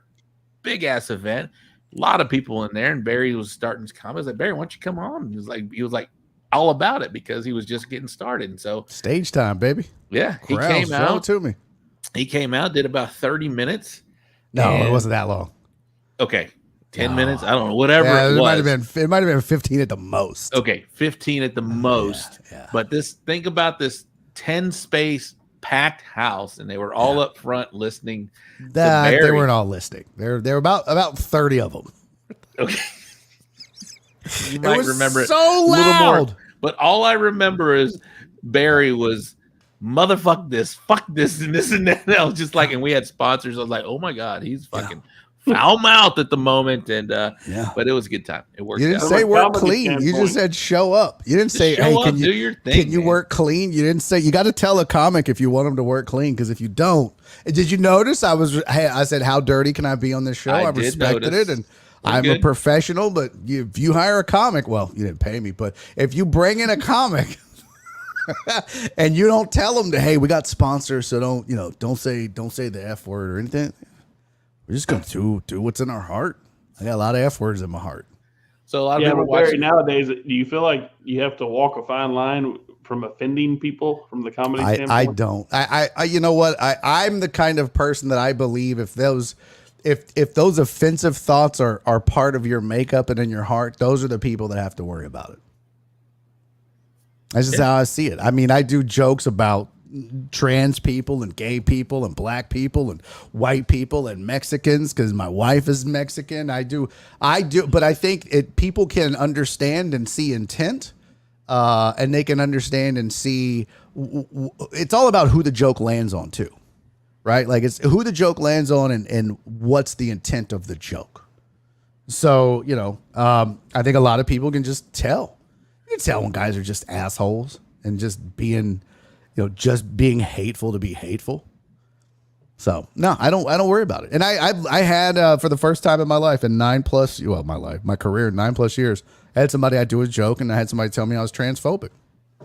After the show, they put on the comment card, they said the headliner's an asshole and he's transphobic. And the joke's not even transphobic. And it actually led to a new joke, but this is the truth. I didn't get a chance to defend myself, but I told her, I was like, I'm not transphobic. I just don't like dick. Like, that's Rob, that's not transphobic. That's just a preference. Rob is the one taking offense to this. No, I'm not. That's at just all. that's just the thing. So it was funny because I do this joke and then she put that and it led to 3 more minutes of material about the joke. So now I'm like, I got to do that joke to do this joke. So now I got to do both. And I was like, thank you for the extra time on stage. I appreciate that. Yeah, Wally says, "Why go to a comedy show if you're going to be offended?" He called it a snowflake, but. Listen, let me tell you what. I don't know what his leanings are or whatever, but I think that we all know the term snowflake, where that comes from. It's a politically charged term. But I'll be honest with you, as a comic, I can tell you there's snowflakes on both sides of that aisle. There are snowflakes on both sides of those political conversations, race relation conversations, sexual orientation conversations. They exist on both sides. Trust me. I don't know why they get offended when you can see through something, the transparent, why get so offended by that? Total Dallas, speaking of dick, that Ravens tight end, whoa, man, he's taking it a little further though. Yeah, TD, that's weird. I know that is weird. Barry, over under, how many oranges does Rob pick up at HEB tomorrow? Oh shit, 2 bushels? How many? I don't know what's in a bushel, but it sounds like a lot. Yeah, 2 sacks full for sure. Here's the thing: if you're going to a comedy show, leave all your feelings at the door. 100%. Yeah. Now that doesn't look. I don't want to sit here and tell you that being a comic gives you a license to be an asshole or say racist shit or transphobic shit or homophobic shit. That's not. I don't believe that's the case. But it's like, for example, I don't know if you guys are fans of Ricky Gervais, but I watched his last special. Love People are him. like, he's transphobic. It was obvious. I'm like, no, you got to understand though. If I do, like, I do jokes about everybody. So I'm not, and he literally said this. He was like, I wouldn't exclude them. I'm going to make jokes about them like I would everybody else. But I think there are subsets of the population that want to be offended, that want to be on edge. And if you even bring it up, they immediately put you in the category as to being anti whatever it is that they are championing. I'm not even drunk. It was a Diet Coke. But I think if you go into it, they better not say anything about gay people or I'm going to be offended. then yeah, His you're special going to was- be offended by a comic. I mean, I do a joke about that. I say I got hit on by a gay dude when I was on the road. I got like 3 or 4 minutes on that joke. His special is great. I just need somebody to translate it into redneck so I can understand all of Well, it. you just put on the subtitles and you can read, right? Well, You know, he went to Sam.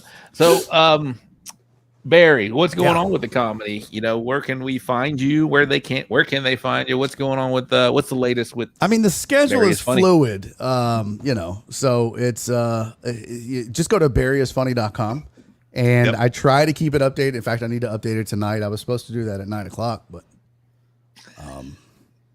but no, barryisfunny.com. That'll have all of my schedules and everything else. You can find all my social media. All my social media is the same thing. It's right here on the screen. Barry is funny. Yep. IG, TikTok, YouTube. I don't know, Rob. You're probably still on Friendster and MySpace. All of them are Barry is funny. So yeah. You can still find you on MySpace. I see that.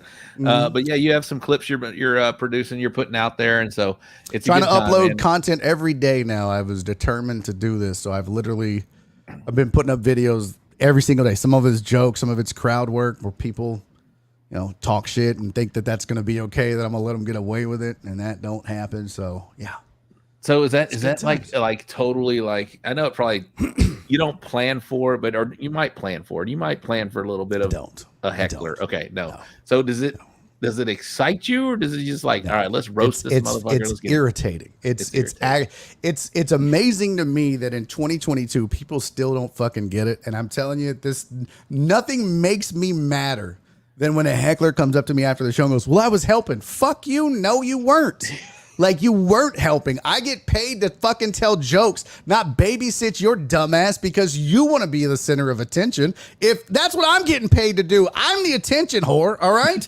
I'm the one getting paid to be the center of attention. If you want to do it, go to open mic. But no one pays good money to go to a comedy show to listen to some drunk asshole yell dumb shit. Never. I think maybe one time in the history of 9 years of listening to hecklers have I heard somebody say something funny or interesting or poignant or whatever. Most of the time it's just dumb shit.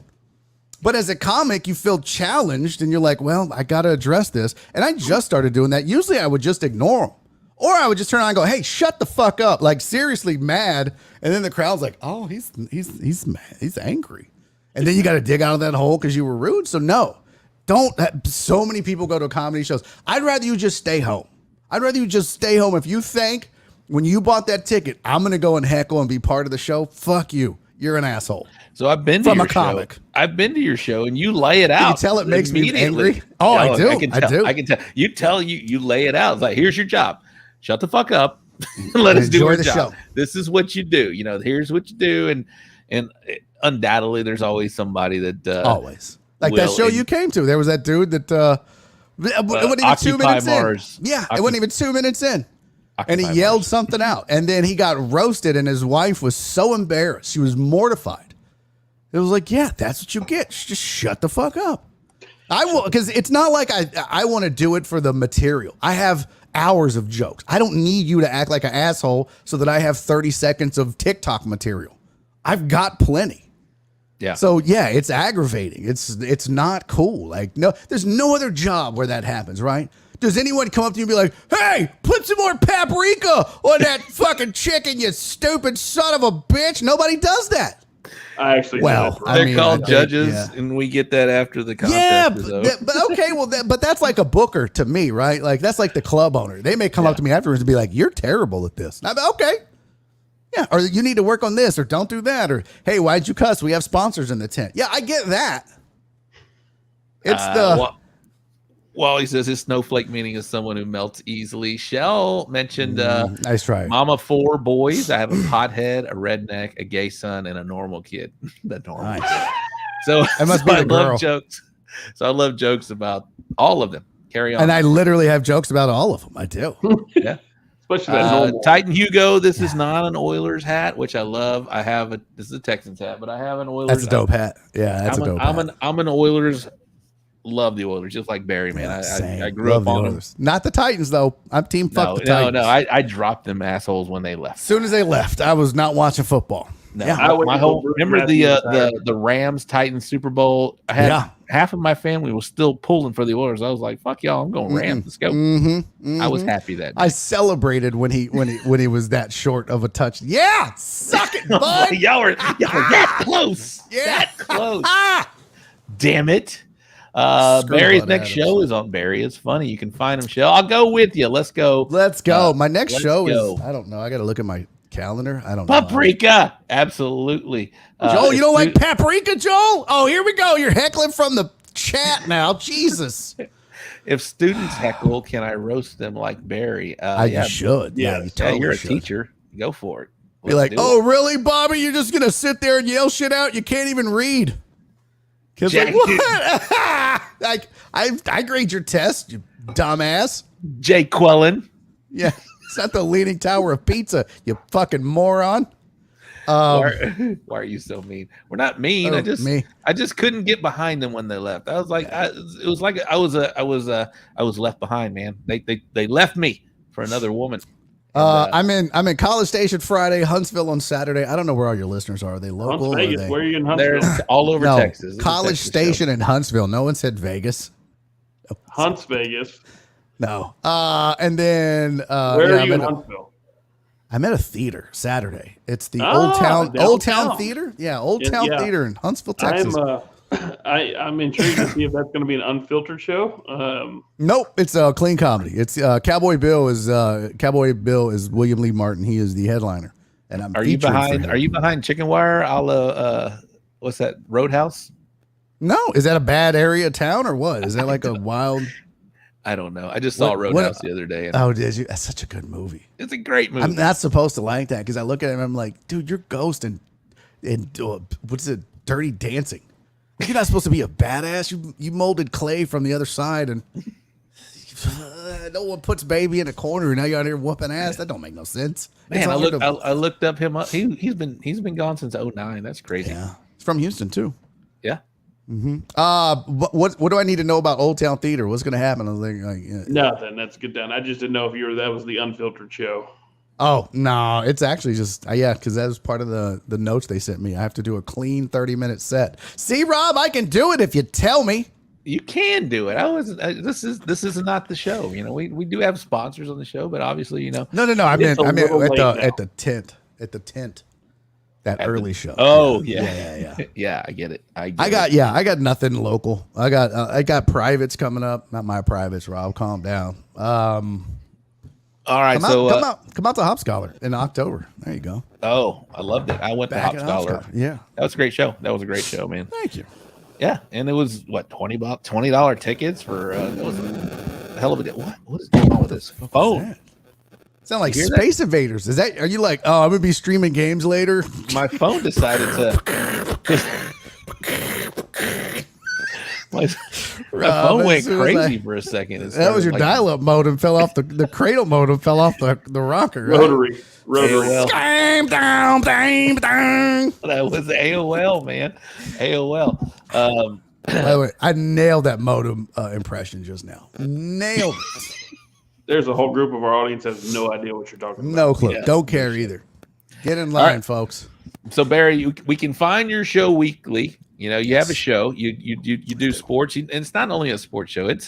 I wouldn't describe it as a sports show. I mean, yes, Well, that's thanks. that's the premise of it, but the most of the show is off the rails, and I love it, and it's great. And there's a great community involved with the Barry on Wonderful Deck. community. Yeah, Wonderful 100%. A lot of them are watching tonight, and so thanks for tuning into this show, guys.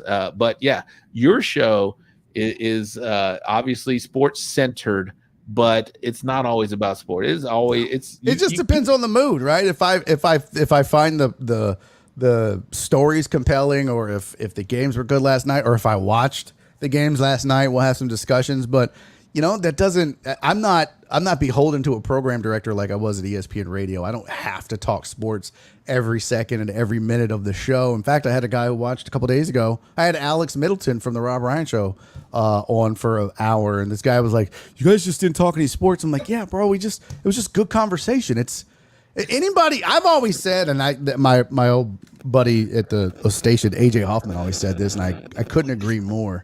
Did you just get to a new level? Good job, dude. What is going on? Oh, I'm getting texts. It's like, yeah, that sounds very weird. weird. But if all you do is watch sports 24/7 and that's all you want to hear people talk about, you have an issue. You need to get help. That's just weird to me. Like, yeah, let's talk sports, but let's just have fun. Let's talk shit. Let's just laugh and have a good time. We could do that too. So yeah, 100%. That's where the show excels. I mean, it's fun. Thank You got a lot of people that support it, and we go off the we have a good time. The chat is there. Sports. Yeah. And those are if my anybody favorite shows shows, man. up, be a part of the community. Get involved. It's a fun show to watch. How can and they be a find part it, of. Barry? Just go to twitch.tv/Barry on deck. DECK, not IKC. DECK. Monday through Thursday from 2 to 4, and That's Friday, which 11 a.m. I to 1 still- p.m. I think you've been doing it for 4 months, and I still have a hard time. Longer than that, yeah. 11 to 1 11 on to 1 Friday. on Fridays. Yeah. It's the early show. Don't really find me there, but hey, man, this was awesome, brother. Thank you. Hey, thanks so for having much. me, dude. I appreciate it. Thanks for inviting Barry, I me. need Chase. you to come appreciate back, and when you come back to eat crow later in the fall, and Eat I'll this expect Davis you in Mills crow. Okay. I need you in a Davis Mills jersey. Yeah. I would rather show up naked to the street, and That's no fine, one too. wants that. Trust me. I shower with my eyes closed. No one wants to see this. How about this? What you have a win total? Where's your win total for the Texans? 4. 4. No, I think I did 5. I went through their schedule the other day. I can't even remember what I said, but I think I said, was it 5 maybe? So if the Texans 4 or win, 5. So I Thank think you, Vegas Shell. does it at 4.5. We'll call 5 a draw. If they have 6 wins, you show up on this show in a Davis Mills jersey. If it's less than 5, 4 or less, I'll show up on a Dak Prescott jersey, and I'll That does nothing for me. I mean, you're not gonna. You think that I want to see you in a Dak jersey? I don't. No. I want you to show up, dressed like a Texas cheerleader. Guys, put your Yeah. Texans win total, and then right next to it, put your Cowboys. Yeah, you got to wear Win total. the half Let's shirt put it- and let's the put little it on the white line boots. right now. They have some small uniforms, Barry. Yeah, I know. I'm trying to see the goods. I'm trying to see what we're working with here. Yeah, listen, it's no tight end like Rob likes. Trying He to see does. how many oranges I need to buy. Lamar Jackson has the best tight end in the NFL. I'm just saying. We know, Rob. You keep saying it. What you can't see is the wall behind the monitor when it's all just deep Wally fakes. says 6 for the Texans, 8 for the Cowboys. Cowboys are going to win more than 8 games. Look at TD. 6 Texans, Cowboys 12 out of 17 games now, right? Yeah. They're a 12-win football team because their division sucks. I'm looking at the schedule. I'm just Colts loss. Broncos probably a loss. It's on the road. Chicago, Win. that's on the road though. Doesn't matter. Okay, It's a I'll win. give it to you. Let's okay, cool. Well, that's a win. Chargers L. They're gonna lose. They're gonna split with Jacksonville. So let's just go ahead and say the road. We'll take 1 win though. Yeah, so the road win in Jacksonville, or no, they're going to lose on the road. So that's the 5th game of the season at Jacksonville. They'll lose to the Raiders on the road. They'll lose to Tennessee twice. So that first Tennessee game's an L. So we're into week 8 with 1 win. Week 8 with 1 win. There's still one of them back there. They're not going to beat the Titans. Eagles, they'll probably lose that one. They might beat the Giants. Maybe. I don't think they will. I agree, Titan. Hugo. Colts are being overhyped with Matt Ryan. Disagree. Facts. So you want me to give you the Giants win? I mean, that's on the road too. Okay, taking it. I'll give you Yes. that. They'll lose to the Commanders. They'll probably lose to Miami, as sad as that is. That's a reach. Cleveland comes back. It's at home. I Win. think they're going to lose that game. No, His it's just first too game much. back at home. They're going to lose that. Yeah. They're going to lose to the Cowboys and the Chiefs. There's that other Titans game they lose. They win that Jacksonville game, and then they lose to the Colts on the road. That's 3 wins, baby. I'm telling 3 you. wins. And if I gave you Cleveland, that's 4. And I'm giving you. Then the they'll Giants steal are a another. maybe. Hey, you do And know I his had to name give is. you. You do know his name is Skills Mills, right? Yes. General Mills. That's great. Yeah. General Mills. Who's that fat guy at the Chronicle or just retired? He said John they're gonna McClane. John McClane. Yeah. I can't remember anybody else's name, but I You know got a his. John McClane story, Barry? The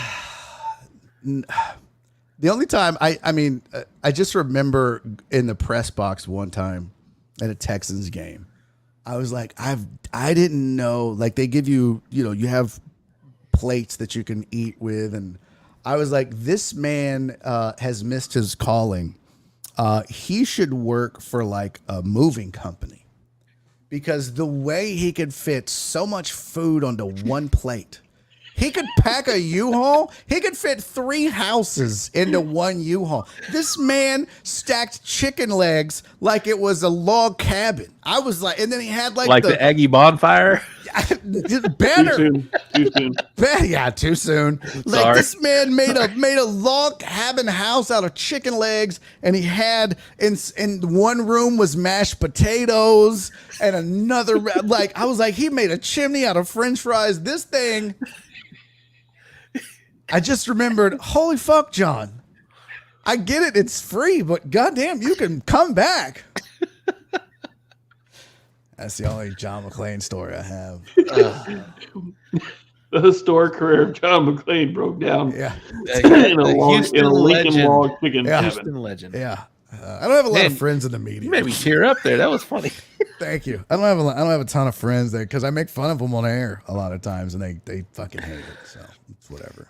How about a Barry Warner story? Yeah, one time. So Barry, y'all remember Barry Warner? He was great. He was annoying.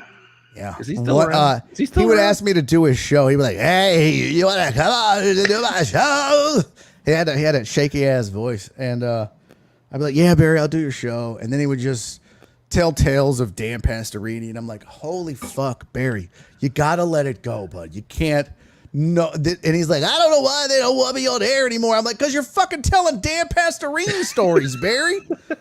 On radio, FM sports talk. It's everybody under the age of 40 listens to this station. Everybody over 40 listens to AM, bro. Like you gotta young it up a little bit. And then one day he would come into the studio unannounced when we would do our show. And I don't know why he did this. I don't remember what the catalyst was, but I just said. I don't remember. I just said, bro, you just can't come in while we're on air unannounced. Yes, I can. I'm the legend, Barry Warner. And then he brings his fat ass into the studio with no shirt on. He took his shirt off. This man is so hairy. I for a second, I was like, oh shit, there is a bear. There is a bear loose in the studio. I thought, I was like, what is happening? And this man's belly button is so big. I was like, is that your dick? Is your penis that high up on your body? How is your Audi 2.5? Does your Audi have a foreskin? What in the fuck are you doing, Barry? We are live on air, and I'm looking at this man's penis button. It was the most, there was pictures of it on the internet. I posted them somewhere. It's the most disgusting. You can just see everyone's just mortified at Barry. Like, what in the, it was god awful. God awful. Oh, that's a good story to end this. Thanks. To end this show. Barry, please come back, man. We'd love to have you back, man. Yeah, It only took you 5 years to come on. And you'll be the only. Yeah, it only took you 5 years to put me on air too, so that's 10. Yeah, sat in the fucking green room for another 5. So yeah, I get it.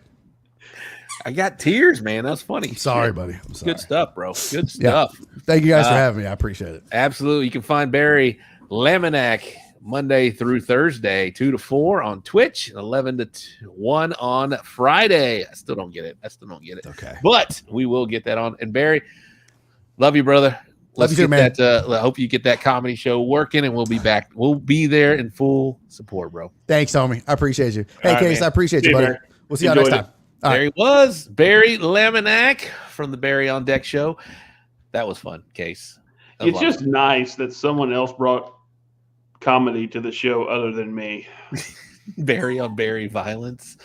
I could picture all of that, what he was saying, man. That was a lot of fun. We do have a couple things to wrap up. Hey, guys that are new to the show, we do this show every Wednesday at 8 o'clock Wednesday right here on wherever you're finding us on Twitch or on Facebook or on YouTube. We do this show. Case and I talk barbecue. We love doing this. We have a lot of guests that do barbecue. So if you guys aren't barbecue guys, I know a lot of you guys are tuning in because Barry's on the show. We appreciate you tuning in. But Alex has been coming back quite a bit. Alex Villanueva. We'd love to see you guys come on the show, man, or come back to watch this show, and maybe we get you on. Shell, thank you very much for tuning in as well. We do have a couple things to wrap up. We have the Bull Printing Wraps and Graphics wrap-up recap and the upcoming events segment. We're going to get to those right now. Let me pull Barry's banner down. In the Champions Barbecue Alliance, we had the Permian Basin Fair Barbecue Blowout Day 1. Grand champion was Charles Tant. Case Tant. Bury the Bone Barbecue, and then the RGC was Eric Torres from Uppercut Smokers. Sombrero Fest in Victoria, Texas. The grand champion was this guy, me, Robert Rocha, Bullhorn Barbecue. The RGC was Justin Fortune from On Point Barbecue. And then there was a day 2 in the Permian Basin Fair Barbecue Blowout, day 2. Grand champion Jeff Rizak, he was commenting earlier in the show from Lucky Smoke. The RGC was Fred Robles from Rio Valley Meats. Over in the IBCA, the 10th annual Banks on the Guadalupe. The grand champion was Jeremy Rogers from Green Ghost Deja Q. Look at that, green. That's like the Green Hall. That's pretty cool. I like that. RGC was Carlos Benavides from Go Pork Yourself. And over in the IBCA Showdown, where my good buddy Case was competing, grand champion was Aaron Bisher from Smoked and Queued. The RGC was Ira Green from Flying G Barbecue, Outlaw Barbecue. Yes, nothing. In the Lone Star Barbecue Society, the Cow Kick in Junction, Texas, grand champion was Clint Collier. RGC Tommy Smith from Bent Nail Barbecue. Fayette County Fair, no events or no results were posted. Next up is the upcoming event segment sponsored by the Uvalde, the Briscoe Ranch Cook-Off in Uvalde, Texas, coming up on December 9th and 10th. Please make sure you come, do your best to attend that event. That's going to be in Uvalde. They all need our support. So make sure you go out there and compete at the Uvalde Cook-Off, the Briscoe Ranch Cook-Off at the Crossroads. All right. In the Champions Barbecue Alliance September Fest, Cranfield Gap, Texas. How do you say that? Cranfield Gap, Texas, September Fest. Cowboy Cook-Off in Tilden. The Public Law Fest Barbecue Contest in Texas City. And the DJ Carlson Memorial Bust and Burn in Moore, Texas. Over in the IBCA, of course, we got the Danny Dietz Memorial Classic. It's not Plantersville. It's Todd Mission, Texas is officially where it's held. It's going to be at the Renaissance Festival Fairgrounds. I will be there this weekend. Talk about that here in just a minute. East Montgomery County Fair, the New Caney, Texas, and the VFW Post 8905 Barbecue Contest in Cypress, Texas. And over not to be confused with the Tomball VFW. Not there you go. Nice job, Case. Not to be confused with the Tomball VFW. Drink. All right, and then the Lone Star Barbecue. They got 4 events this weekend. The Big T Memorial in Fairfield, Washington County Fair in Brenham, Texas, Columbus. They have a Columbus cook-off case this weekend. Yes, the Colorado County Fair is this weekend. Colorado County Fair in Columbus, Texas, and the Gorman, Texas Barbecue Contest in Gorman. And over in the Outlaw, Pew pew. Ennis Chamber of Commerce Patriots Day Contest in Ennis, Texas, and the Alfred Watermelon Festival in Alfred, Texas. All right. So that's what's going on this weekend all over Texas. Man, a lot of events, man. We've been saying that barbecue is dying. Joel Hernandez, I will watch again. Thank you very much. Titan Hugo, I'm hooked. I'll definitely watch again and get that notification. Thank you very much, Titan Hugo. Jared McCrory, I'm going to try my best to do Danny Dietz next year. It's a great event. Speaking of the Danny Dietz Memorial Classic, the promoter is in the comments right now, Jen Sewell. She gave me, let me blow this up a little bit, some frequently asked questions. All right, will Rob get a walk this year? Ooh, that's a frequently asked question on this show. What is the physical address? Well, it's at the Renaissance Fair grounds. You can use your address in GPS. It's not the entrance to the main Ren Fest. There will be red signs. Okay, all right. When can we move in? You can start moving in as early as noon tomorrow if you would like. Is ice available? Yes, it is available to purchase for $5 for a $20 bag. Is trash pickup available? I hope so. Yes, we will have volunteers driving around picking up trash. Is water available? Yes, there is a potable water station available for fill up. May I leave the premises after setting up? You may leave after awards. All right, cool. Handy info. Bring mosquito repellent. Bring ant poison. There's a lot of ant beds out there, so bring some ant poison. The ground is hard, so no issue with mud. And use a full pan receptacle for all hot ashes. All right, pretty much standard for your cook-off, but that's what's going on at the Danny Dietz Memorial Classic. All right, man. Anything? Yeah, let's talk about that real quick. We have two forces that are at play right now, Case. One is, and I'm sitting at a wood table. Y'all can't hear it, see it. Maybe you can hear it. Can you hear that, Case? No, I got it. All right. So the two forces at play this week, Bullhorn Barbecue, which is my team name. A lot of y'all may not know that right now. We have not walked at an event since November of 2021. Knocking on wood, people. And we are going to the Danny Dietz Memorial Classic, which I've competed in. Probably this is going to be my 6th year to compete. And I have yet, my dog is playing over here. I have yet to ever get a walk in the Danny Dietz Memorial Classic. And this is a contest that is near and dear to our hearts. Case has cooked it with me a few times. But yeah, I love this event. I love what it stands for. And I'm going to be out there again. There's over 100 teams that are going to be there this weekend. So two forces at play right now. I've not gotten a walk. So I've walked every contest since November of 2021. And I've yet to walk at the Danny Dietz Memorial Classic 6 times. So what's going to happen, people? What is going to happen? Case, what's your prediction? I won't go there. I'll look forward to the conversations we'll have probably sooner than the show. Well, you not going there tells me what your prediction is already. I don't want to jinx anything. So, no, I wish y'all luck as well because I know how much this cook-off means to you. That's something that we've done back when it was a Memorial Weekend event. Yeah, I worked in retail and had to be. I mean, it was logistically just a pain in the butt for me to even try to go there and to be a part of it, but I still did just because of what the cause and what this cook-off means. So for a lot of people cooking it that have been doing it on a regular basis, great new venue they've been at for a 2nd year. Got some rain on those grounds, and so yeah, deal with some ants, deal with some mosquitoes, but the grounds will be nice.